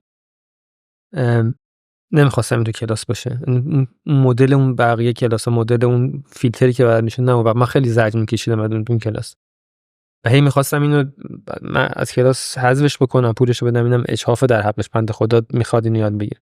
از اون برم من رو مخم بودی آدم بی‌تعارف هدف من اون نبوده و ولی ناراحت هم نشدم. قطعا اینکه استقبال میشه خوشحال میشی. خیلی هم پروموتش نکردم. من طول صفحه به همین مهم نیست، خیلی اتفاقات جدیدن افتاده. یه چیزی بودم اومده بود اولان مموش بازی چه کوکاکولا کرده، یه چیز اگه بگم چرت و پرت نمیدونم بی احترامی نباشه، بی احترامی نیست، نظر شخصی. اصلا کوکاکولا شما حق نداره توی جای دونش برندی رو ریبرند کنی، ریبرند کوکا اصلا چیکاره که بخواد ریبرند خود برند با ریبرند کنه. خب بعد این میشه یه کپی چرت، مثلا من فردا به گردو بگم مردو، مثلا خیلی مموشم، خیلی خلاق نیستم. بعد تو صف شده بود براش، اون صفحه ارزشمند نیست. من ارزشم برای این صفحه این بود که این آدما تا نیم ساعت کارشون تموم شد، چند هزار آدم بودن، تموم شد، هیچ کس هیچ مشکلی پیش نیامد، همه با لبخند، همه با هم حرف میزدن. این برای من خیلی اونجا ارزشمند، واقعا ارزشمند. و نوع این داستانه برای این بود که خودم میگم تعطیلی که بیان آدما بعد فرم میکردن، گیمیفیکیشنی بود که بعد یه چیز خلاقانه میکشیدن، بعد من به اینا بعضی رایگان کتاب میدادم، یه سری اتفاقات میافتاد و خیلی رایجه تو دنیا. من نمیدونم حالا این یه مقالطه است، هر اتفاقی که دنیا میفته به این کار خوب و درستیه، ولی خیلی رایجه که مثلا ریلیز انتشار آلبوم یکی میگن بیاین حضوری بگیرین، بگن مثلا آیفون میخواد فروش بره بیان حوزم اپل صف میکشن فلان. این اتفاق عجیبی نیست. من تعهدی دادم، مو به مو طبق اون تعهد عمل کردم. اگر فارغ از این بود میگفتم آنلاین میفروشم، بعد نمیفروخم، دروغ گفته بودم. نه چیز نرمالیه. برای پروموت خودم من بخوام کار بکنم خیلی راحت‌تر و خیلی کارهای دیگه ای میتونی بکنی که ساده‌تر و ارزون‌تره. حتی چرا سختی به خودت بدی بشینی 2 سال 3 سال کتاب من همین الان با آدما بگم مثلا میخوام یه عکس با هم بگیریم، واقعا شاید بیشتر از اون آدم جمع بشه. خب آره اون بازم تکرار میکنم هدف اون نبوده، ولی نتیجهش شده. خوشحال شدم از اینکه اینقدر آدم اومده. تو هم باشی مثلا برای بگی آقا مثلا من یه نسخه فیزیکی این پادکست رو میخوام بدم، یا ببین اینجا صف شد 5000 نفر رو، کیه که ناراحت بشه؟ آره بابا هر کسی خوشش میاد، مخصوصا اگه یه محصول یه خروجی ارزنده هم داشته باشه که بتونه بهش افتخار کنه. من یکی از کارمندامو یک حرفی که تو زدی اخراجش کرده. گفت تو توییتر، تو کمک داشت میکرد برای اون کتابه، گفت تو توییتر راجبتون اینو نوشتن. گفتم من توییتر نمیرم، اینو نمیخوام که این حرفا به منتقل نشه. بعد تو اومدی یه چیز بد به من منتقل میکنی، تو که میدونی داستان این نبود.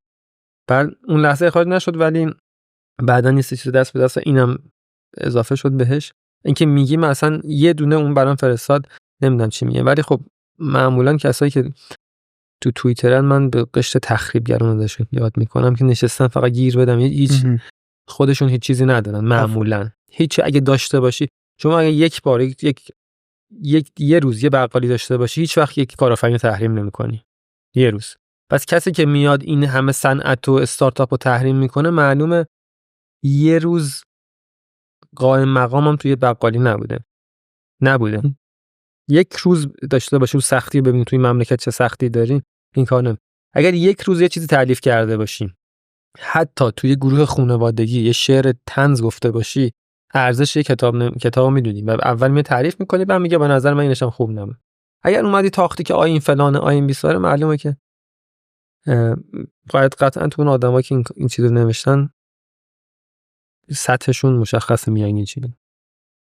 یه نکته‌ای که کلاً تو این سالها تو وجود تو هست، الانم خیلی اشاره ریزی بهش داشتی، خودت بودنه و مسیر خودت رو رفتنه و این نگاهه که آقا من توی زمان محدودی زندم، دوست دارم اون کاری که دوست دارم رو انجام بدم.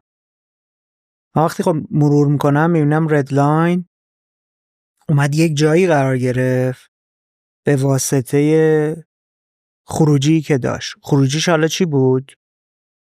میومد ورزش‌های اکشن، ورزش‌های هیجانی، فعالیت‌های ورزش غلطه به نظر، فعالیت‌های هیجانی رو اضافه می‌کرد به فعالیت‌های بازاریابی برندها، کمکشون می‌کرد که از یک زاویه دیگه‌ای دیده بشن، شنیده بشن، فضا براشون ایجاد می‌کرد.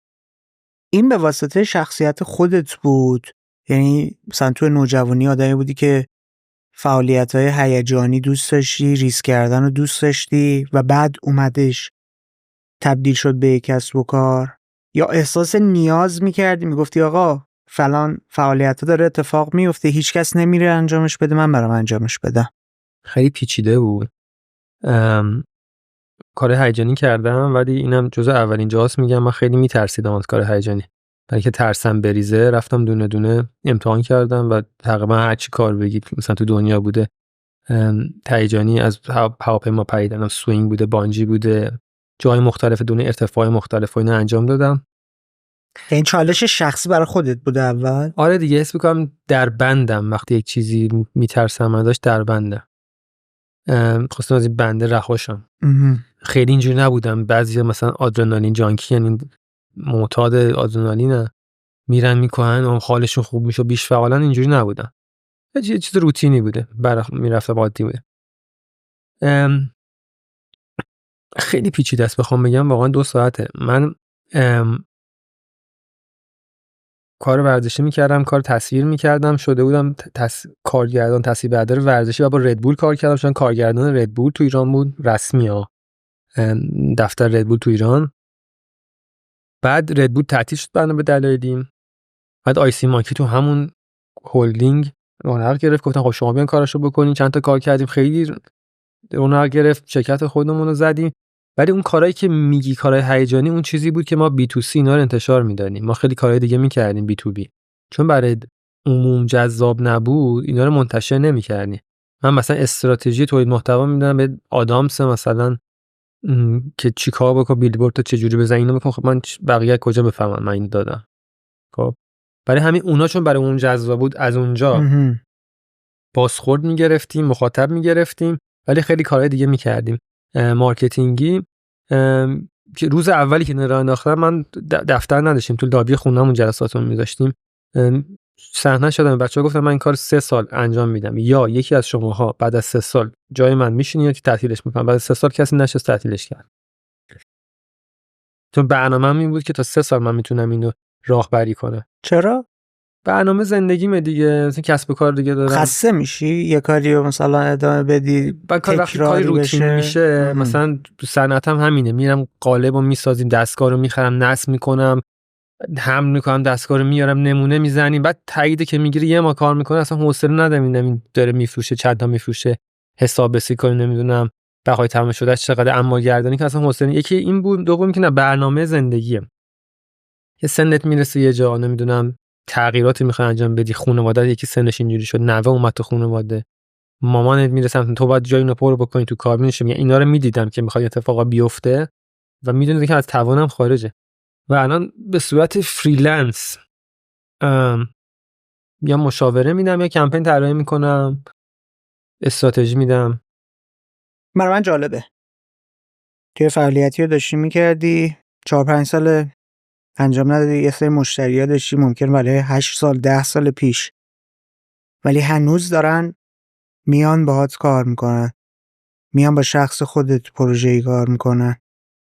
یعنی حتی اون ارزش افزوده این که من یه تیمی رو دارم که اجرا هم میتونه کنه دیگه براشون نداری.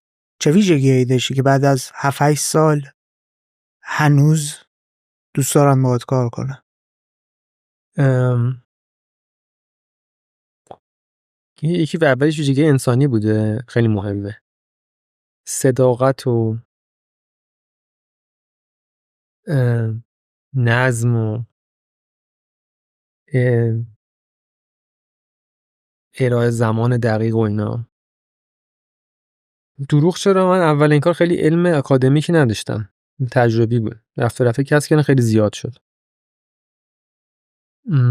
بعد اینا رو هیچ کس معمولا نمیگه من علم این کار میکردم خیلی خوب بود خروجیش، ولی علمشو نداشتم. خیلی صادقانه میگم نداشتم، الان داره.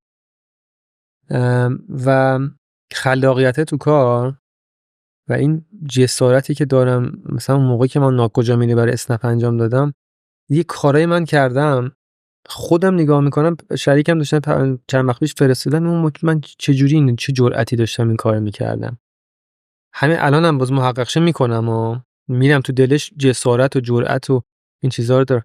اصلا نمیدونم چه جوری من این کارا رو میکردم، ساخت و ساز و آدما رو ببره فلان، با یه فیل کوچیک، یک لغزش کوچیک تبعات وحشتناکی داشت. جانی حتی جانی وحشتناک. آره مثلا دختر غریبه تهران مرده بودن فلان جای فارس، یه 400 متر ارتفاع 100 خورده متر توپ معلقش کردن تو فضا، بعد فیلم بگی فلان کن، بیار مجوز اینو بگی اونو ببر، تعهد به فلان بده، انقدر پول انقدر اینجوری. میدونن که میرم تو دل کاری. با این بچهای رانی باربیکن صحبت میکنیم، پروپوزال که میبرن همیشه میگه میدونیم که این پروپوزالی که دادی هدف اول تامین منافع ماست تا اینکه پولی که به دست بیاری.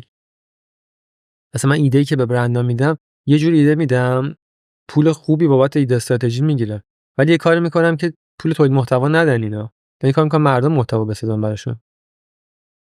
کمپینا رو UGC میبندی؟ آره یه کاری میکنم، به شدت هم میکنن این کارا. من کتاب خودم اگه رسانه نداشتم یه کاری میکردم که مثلا چونم 30000 تا بفروشه، بلدم چیکار کنم، کجا پوزیشن کنم، تو کدوم فیلم کدوم سریال اگه میخواستم بفروشم، کدوم بلاگر چی بگیره، کدوم ورزشکار چیکار بکنه که این بفروشه. و اینا دست به دست هم میده و تجربه کردن. میرن مثلا مغازه میگیم دور میزنیم برمیگردیم، رفته دیده. معمولا شرکت‌های تبلیغات اون چیزی که دارن و میخوان بفروشن. مثلا تو بیلبورد داری اجاره کردی از ارگانش، میری به اونا پروپوزال میدی، میگه شما بیلبورد بزنید، بیلبورد فیت شماست. میری مثلا شما عکاس فیلم برداری حقوق میدی، میری این برنده میگه شما 8 تا پست در هفته بذارین به درتون میخوره. 8 تا کجا اومد؟ چرا باید پست بزنه؟ یه برندی که مثلا میگم ما سالی 20 میلیون یک کالا داره میفروشه، 10,000 تا فالوور داره که ریش هر محتواش 2000 تا، اصلا چرا باید این 2000 تا وقت صرف کنه و بره برای اون چند میلیونه وقتی صرف کنه تو بازار تو مارکت. و تجمیع اینا به این قضیه میرسه که یا دارم مثلا بهشون مشاوره میدم یا آموزش میدم یا کمپین بهشون میدم.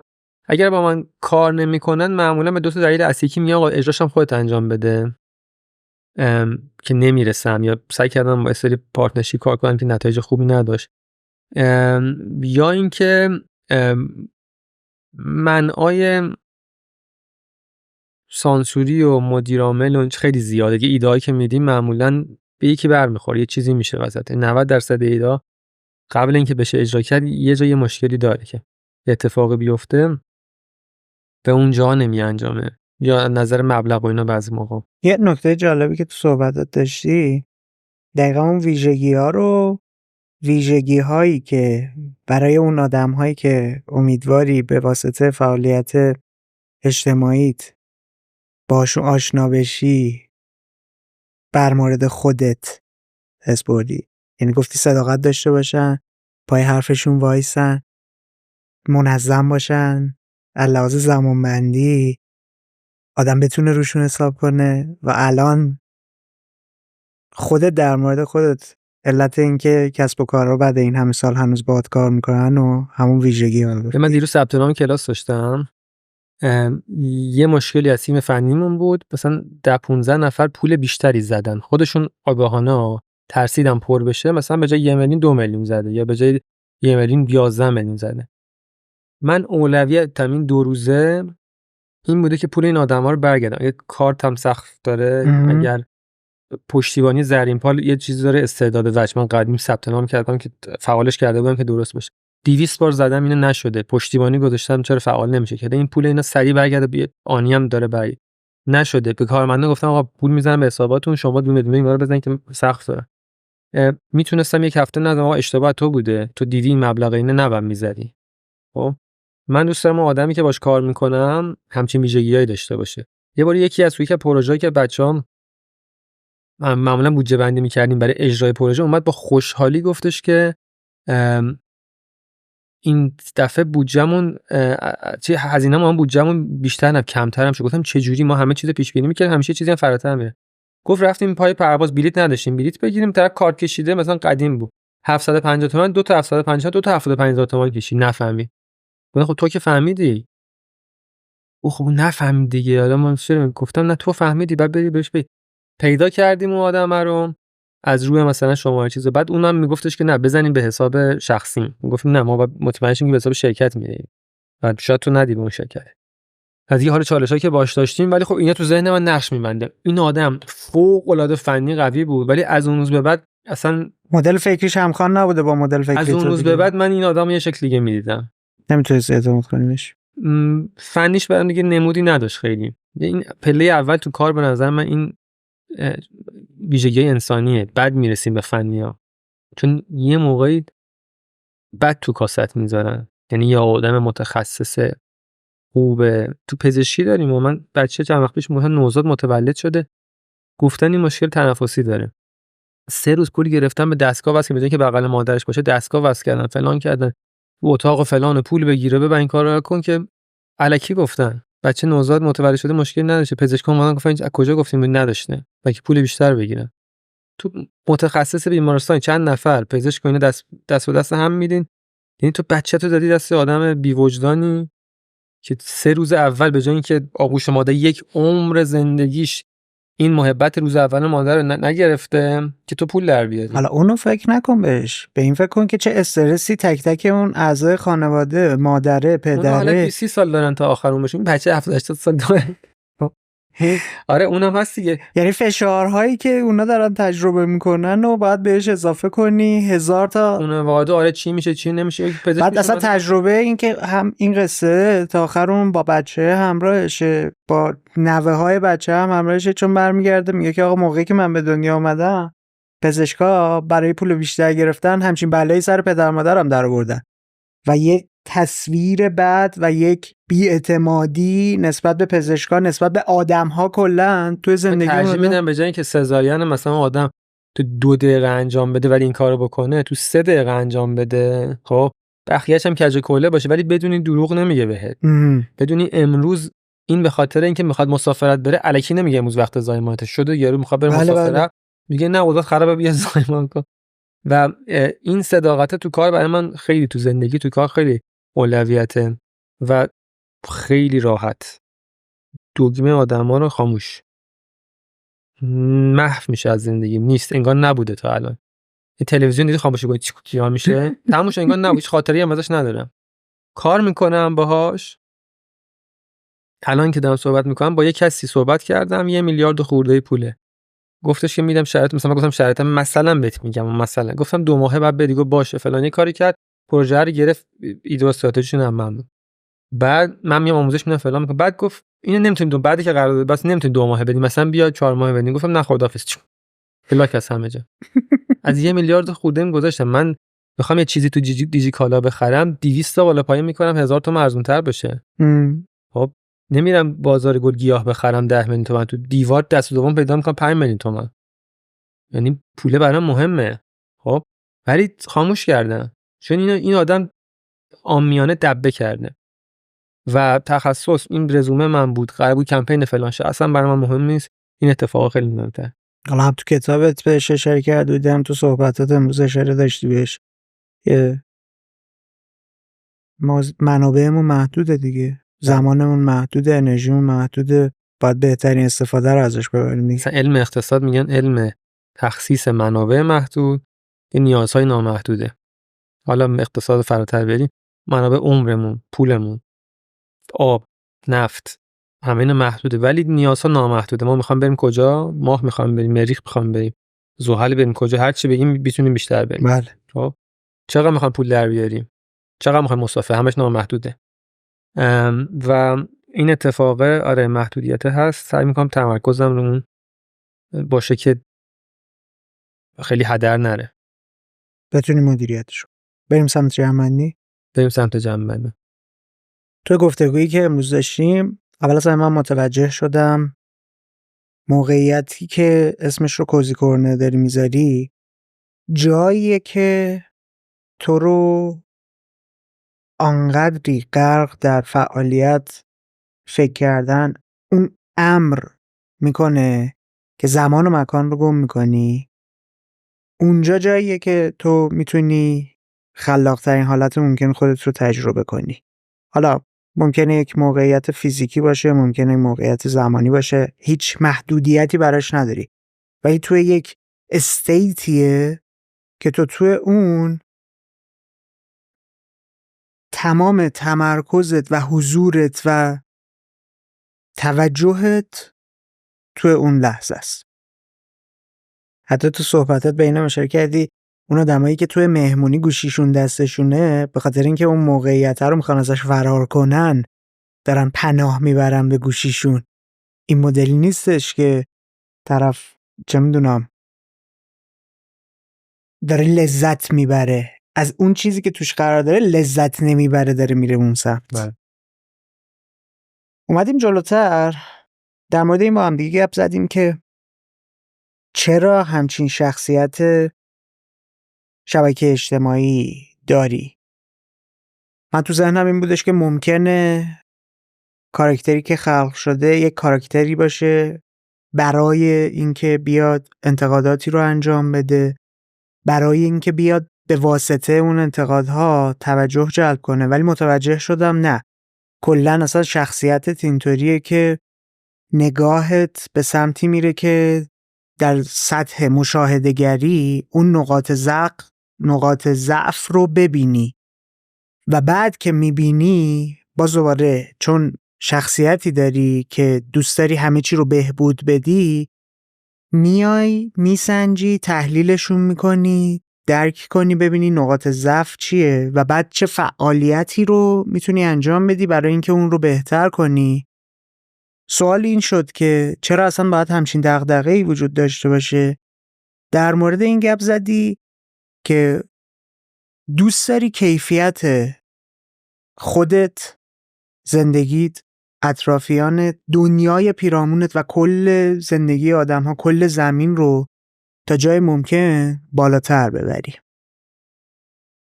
به واسطه همین یک رسانه‌ای رو پیدا کردی، یک تعداد مخاطبی رو دور خودت جمع کردی که از طریق فعالیت‌های شبکه‌های اجتماعی، فعالیت‌های رسانه‌ایت داره کمکت میکنه با یک سری آدم، با یک سری ویژگی‌های خاص آشنا بشی تا بتونی با اونها دوستی کنی، رفاقت کنی، زندگی کنی، تا بتونی کیفیت اون زندگی که در موردش صحبت کردیم و بالاتر ببریم. در مورد ویژگی اون آدم‌ها با هم گپ زدیم که آدم‌هایی باشن که خروجی داشته باشن، یک تألیفی به قول معروف داشته باشن، یک تولیدی داشته باشن، آدم‌هایی باشن که توی کار و زندگیشون صادق باشن، آدم بتونه روشون حساب کنه، یک نظمی داشته باشن. دغدغه‌مندی داشته باشن. جلوتر اومدیم در مورد این بیشتر گپ زدیم که چرا باید نگاه انتقادی باشه، چرا اصلا باید نقد وجود داشته باشه و چه چیزهایی داره با این انتقاده طرح میشه و چه چیزهایی به دست میاد. یک پرونده و یک پرانتزی باز شد در مورد چیزی که ما تجربه کرده بودیم. ما چی تجربه میکردیم؟ همیشه بهمون میومدن نشون میدادن و میگفتن این بده، این کار رو نباید بکنی، نه نه نه نه. و خواه ناخواه ما فقط نکردنها و بد بودنها و ضعف داشتنها رو یاد گرفتیم، دیدیم، متوجهشون شدیم. نمیدونستیم اگر این بده چطوری میتونیم بهترش کنیم، چه کار کنیم که بد نشه. به عنوان یه فکت میپذیرفتیم. برای همین حتی سطح خواسته ها و توقعات و آرزوهامون هم کوتاه موند. توی مثالی که مثلا زدی در مورد این صحبت کردی که آقا برای مثال من دوست دارم پاشم برم آلپ اسکی کنم. آدما به جای اینکه بیان بگن برای رسیدن به این خواستت این مسیر رو باید طی کنی، شروع میکنن کل اون هدف گذاری تو رو زیر سوال بردن. آقا چرا میخوای بری آلپ رفتن اینطوری ها؟ آقا پا میشی میری آلپ فلان اتفاق برات میفته، کسی نیست جمعت کنه، میمیری ها. یعنی ذهنیت همیشه ذهنیت محدود کننده بوده به جای اینکه کمک کنه تو رو پیش ببره. جلوتر اومدیم و متمرکز شدیم روی کتابت، کتاب اولت کیومی، و من متوجه شدم یه ساختاری تو ذهن تو هست که حالا توی این گفتگو با هم البته من تلاش کردم رمزگشاییش کنم و دیدم تو ذهنیت جوری پرورش پیدا کرده برای اون بالاتر بردن کیفیت زندگی خودت مسیر داری میبینی، مسیر منظمی که به جای اینکه فقط بگه نه نه نه نه نه فکتر رو نشون بده، بعد بگه که آقا این موقعیت به عنوان مشاهده‌گر داری میبینی این اوضاع خوب نیست، این مشکلات رو داره، خود مشکلات رو برجسته کنی و بگی که این مشکلات به واسطه این فعالیت ها و اقداماته و بعد در مرحله بعد بیا یک سری راهکار پیشنهاد بدی. حالا که این چیزها بده، حالا این کارها رو نکن، این کارها رو بکن. یعنی اون چیزی که اون حلقه‌ای که جاش خالی بود رو اینجا اضافه میکنی و حتی نمیای همینجا هم بیستی، میای 2-3 قدم هم پیش میری، میای میگی که ببین فلانجا اینو اینطوری تجربه کرد، من خودم این کارو این کردم، خروجیش این شد.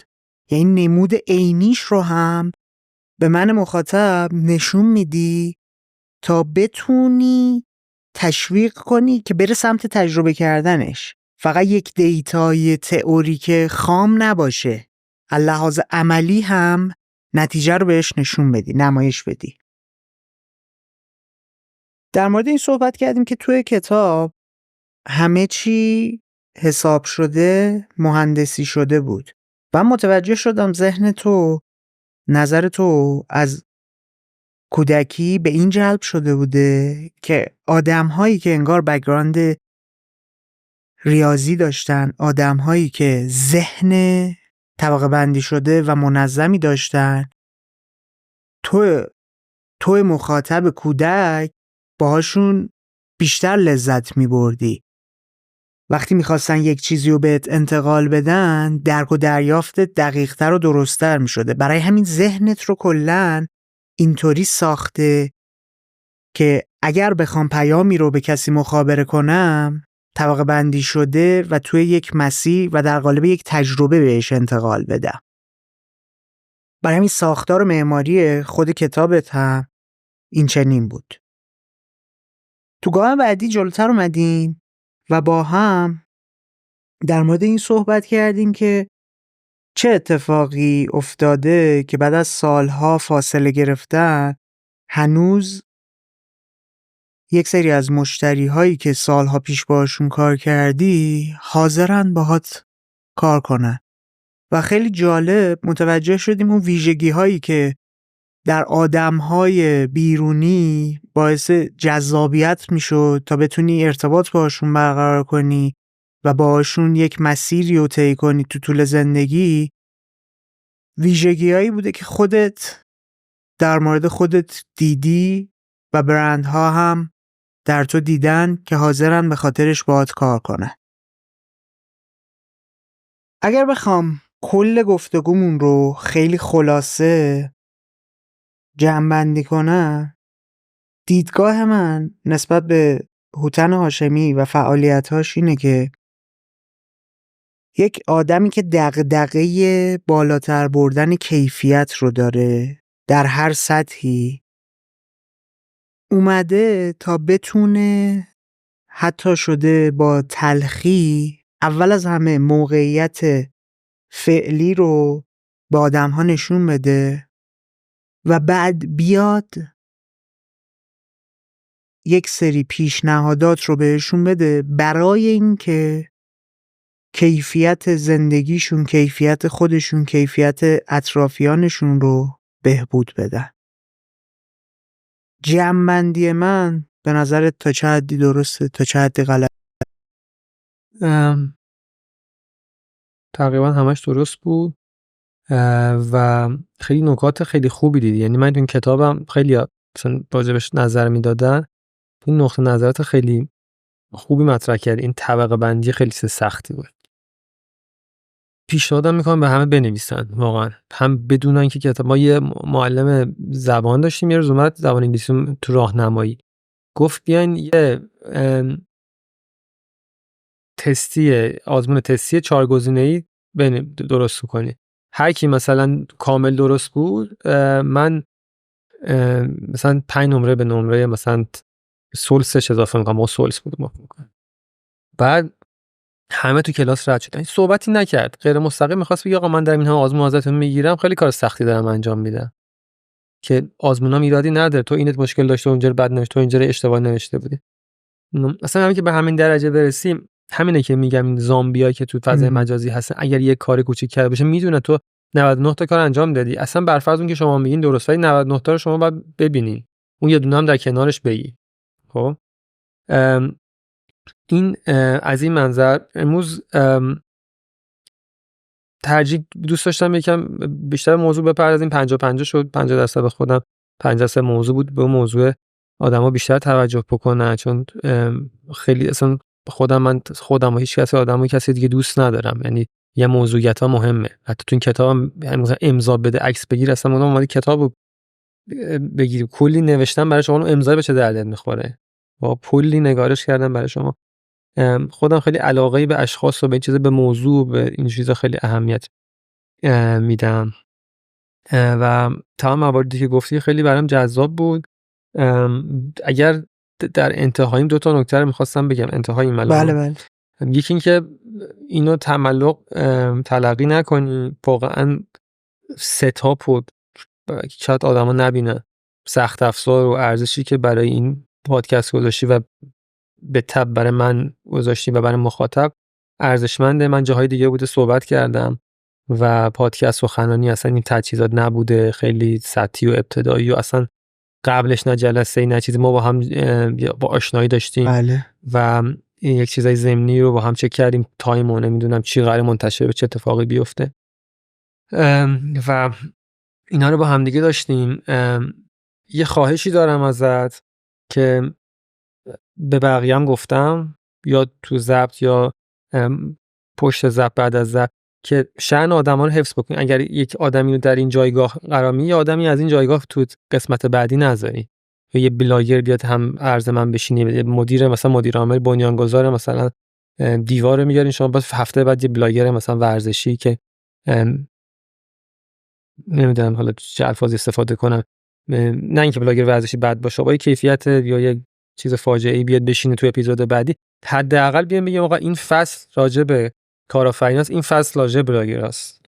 یه نکته دیگه هم در آخر می‌خواستم بگم، یه آقای هومن نامی هست، هومن ته، یه بدهی به من داره اگه پادکست رو می‌بینه. چندین ساله هومن چی؟ ت دو نقطه. فامیلشم کامل نمیگی؟ نه یا خودش بشنه یا اطرافیانش هم فهمیدن. این چندین سال قبل اگه دلاری حساب کنی الان خیلی میشه. اونم بیار بده. خواست شما شبا هم واتساپ اس ام اس میکنم براش یا هر جا خواست. میخوای بگو ما زیر نویس کنی؟ گفتم در اینجا فول مهمه برام یکی از اونجا. حالا من در مورد این نکته‌ای که میگی کیفیت مهمونا، بله ما حتی اپیزودی هم داشتیم که بعد از اینکه کارش تمام شده منتشرش نکردیم، دقیقا به خاطر همین نکته‌ای که میگی، چون خود مخاطبه برامون اهمیت داشته دیگه. یعنی فکر کردیم اگر اینو منتشر کنیم مخاطب ممکنه اون اعتمادی که الان به ما داره رو از دست بده. ولی در مورد اینکه عناوین آدم‌ها، جایگاهی که دارن، مدلی که دارن شناخته میشن، من روی کردم چون این مدلیه که آدم‌ها رو با آغوش باز میپذیرن، با هر عنوانی که هستن، با هر شغلی که دارن. برای همین وای نمیستم بگم که چون حرفه طرف مثلا اینطوریه. بیشتر نگاه میکنم به همون موضوعی که گفتی توی گفتگویی. کتاب منو خوندی دیگه. من نوشتم که اولش نوشتم این حرفه مهمه. بله. بعضی پروفایل میگن فلانی آدم حسابیه. اصلا یعنی چی؟ اصلا یعنی چی؟ یعنی دیگه یه دونه 2 تا درجه سردار فلانی قبل انقلاب خلبان فلانجا بود. خب ممکنه شب میرفت خونه زنشو کتک میزده. خب من میگم کیفیت اون آدم خوب باشه. نوشتم تو کتاب یه ممکنه کشاورز کیفیتش خوب باشه، یه سری حرفا بزنه که ارزشمند باشه. یه موقعی هست یه بلاگر ورزشی از کیفیتش خوبه، یه موقعی هست یه بنیانگذاری از استارتاپ کیفیتش بده. من میگم این بالانس رعایت بشه. تهش خروجی که از آدم میگیره عنوانه اصلا مساقم. من مثالی که گفتم ایرج ملکی گفتم و اسقر فرهادی‌شون کارگردانن مثلا. خب ولی کیفیت این کجا، کیفیت اون کجا؟ و اصلا من منظورم عنوانشون نبودش. خب یه جاهایی هم به نظر من لازمه آدم‌ها یک تصویر دیگه متفاوتی از اون شخص ببینن، یک تصویر واقعی‌تر و دقیق‌تری رو بتونن ببینن. مثلا تا حالا این برنامه مناظره غیر ایرانی دیدی که خیلی اختلافا بالا میگیره و پرت میکنم. آره بر من خیلی جذابه یه اتفاقات این مدلی رو تجربه کنم. فرمش عوض بشه. مثلا ما میرفتیم دی ام دی، مثلا راجع به دیجیتال مارکتینگ صحبت میکردیم، مدیر فلانجا بود، من بودم و بسیدم همین کاله بود، نمیدونم اسنپ بود، اینا بلاگره میومد تو پنل میشستم، ما سخنرانی میکردیم، 2 تا بلاگر فلان میاد توی پنل روی صندلی میشستن، فرم عوض میشد. اینا هم ارز هم نمیشدن. من میگم اگه خاصی مثلا آقا 10 سیزن بگیم با کارآفرینا داریم، 10 سیزن، 10 اپیزود یه سیزن با کارآفرینا، یه اپیزود بزنیم با بلاگر و ورزشکار فلان. خب اون آدمای اون تیپی با اون که یه کیفیت دیگه هم بیاریم با اونا صحبت بکنیم. هم ارز هم قرار گرفتم. سانس 1 اسقر فرهادی بیاد، نمیدونم علی نصیری بیاد، این بیاد اون بیاد. سانس 2 علی صبوری بیاد، ایرج ملکی بیاد، این بیاد بشین، یا بالکن یکینا بشینن، بالکن 2 اونا بشین، باشن جفتشون. ولی اینا تفکیک شده باشه، مشخص هم ارز هم. یعنی این اون طبقه بندی هم که توی مدل ذهنی توی کتاب بود، اینجا هم من متوجه شدم حتی ذهنت اون رو هم دسته‌بندی میکنه و میسنجه که لحاظ کیفی، آره لحاظ کیفی یه چیز همسطحی رو ارائه بدی، بعد حالا بری توی یه فرمت دیگه، توی یک فضای دیگه یک چیز مشابه. حتی من یه چیزی رو میدونم، اگرم رد کنی من شاید قبول نکنم، آدمای ایران دنبال حاشیه و عمومشون ابتذال و کار زرد و اینا. خیلی از این پادکست ها من دیدم، مثلا مکالماتو، فالوورمون زیاد نمیشه، ویومون کمه فلان، 2 تا بلاگر میارن توش، 2 تا آدم زرد میارن توش که یه تکونی بخوره. بله. خب این اتفاق میفته. یعنی همیشه من میگم فریدون فرخزاد میخواست حرف جدی به خورد ملت بده، میآورد میزد میرقصید، آهنگ میگفت، غیر میداد، اون وسط 2 تا جمله هم میگفت، میدونست که اینا من بگم صحبت جدی دارم نمیاد. بله. اصلا نمیشینم برنامه رو ببینم. بعضی موقع این فرمی که تحویل به ارائه میدین بعد یکم هوشمندانه ترش. حالا اگه بخوای نگاه کلی بندازی، نظری در مورد کوزی کرونا داری؟ نظرم همون وحدت رویه‌ای که داره، از تصویری، رنگی، آدمایی که میان این خیلی خوبه. و یکم از این تا جایی که من خیلی زیاد اون کار عمیقی که به اون کتاب استناد کردم مدلم اونجوریه. خیلی با دنیا بیرون ارتباط نمیگیرم، فیلم نمیبینم زیاد، سریال نمیبینم، پادکست زیاد گوش موردی گوش میدم، اینجوریه بزن 1 تا 20 چیزی رو گوش بکنه. دلم میخواد یه چیزی رو بدونم میرم سرچ میکنم، پادکستشو پیدا میکنم گوش میکنم. خب اینجوری هستم. الان دارم 3 تا سریال میبینم، هفته بعد 2 تا سریال، 6 ماه یه بار یه سریالی میذارم میبینم، ولی میبینم ثانیه به ثانیه‌شو حفظم. خب زیاد نگاه نکنم، پادکست‌های دیگه هم زیاد نگاه نکنم، پادکست‌های خودم هم ندیدم، سخنرانی خودم هم ندیدم، این باورت نمیشه. یه دونه فقط پادکست‌های خودم رو دیدم که حسی داشتم که این تغییرات توش انجام شده، یه حسی بهم القا شد، دیدم انجام شده. و این چیزی که بازخوردی که بخوام بدم، این وحدت رویه قشنگه که تصویر و مدل ستاپ و اینا معمولا یه اصولی داره و اینکه آدمایی که میان معمولا به اون سمت زریالودگی اینا نرفتن تا الان خیلی زیاد. و اینی که گفتم پیشنهاد برای آینده بود. یه چیزی هست میگن به رایترز بلاگ خود کفگیر به تایید کن. بله. فالوورت نمیاد، نمیدونم ویوت کم میشه، فلان میشه. اون موقع اگرم میخواد همین چیزی محقق بشه، فرمش عوض بشه توی قالب دیگه این اتفاق بیفته. سوال آخر، دوست داری این گفتگو رو به کسی تقدیم کنی؟ دوست دارم به کسی تقدیم کنم. فکر نکرده بودم بهش. 10-20 ثانیه 30 ثانیه فکر بکنم. دوستان مردم کشورم تقدیم کنم که با دعای خیرشون بدرقه راحت بشه بری بهشت. یک نفر نیست، ولی یه ویژگی مشترکه. خودت بودن باعث دردسره. 2-3 تا اطرافیان خانواده درجه 1 یعنی که دردسرای من به اونا هم سرایت کرده، استرس گرفتم. حالا ارگان‌هایی بودن، آدما بودن، 1000 تا اتفاق افتاده برام که هیچ جا بازگو نکردم. من میگم این آدمای زد تو سوشال مدیا نو نامبر بهشون زنگ می‌زنه، 1000 تا استوری آقای منو گرفتن، آقای بردن و این داستانا. یکی نوشته بود شما این چیزا رو میگی چرا کایت ندارن؟ گفتم مگه تو میدونی من کاری کشتن نداشتن. اینقدر ابلهن مردم، واقعا میگم آره میدونم چی بی احترام باز نیست. ابله بود. تو از کجا میدونی کاری داشت؟ کوتاه فکریه کاملا دیگه. سنای منو چک کن ببین بعد نظرتو بده. خب یا اول بپرس بعد اگه من گفتم نه کاری نداشتم بعد نظرتو تقدیم میکنم به اونا. چون این خلاقیته یه دکتری من رفتم به مامانم گفتش که پسر خیلی باهوشه، گفت حواست بهش باشه. مامانم خیلی ناراحت شد، بغض کرد. رفتیم بیرون گفتم چی اینا؟ گفت بابات هم اینجوری بود و داستان میشد تو سربازی و اینور و اونور و کار و این داستانا. میخواست خودش باشه، میخواست ایده بده فلان کنه، تو نباید تو جامعه اینجوری باشه. بابای منو که کشتن. من نمیدونستم. ما کسی نمیدونه زندگی من معمولا. تو کتاب دوم به میپردازم راجع مامانم و بابام که نمیگم این چیزا، من میگم اینا اگه به این چیزا بودن من 1000 بار گفته بودم. و دغدغه اینو داشتن اطرافیان من با من که بمونن، سرشو به باد نده.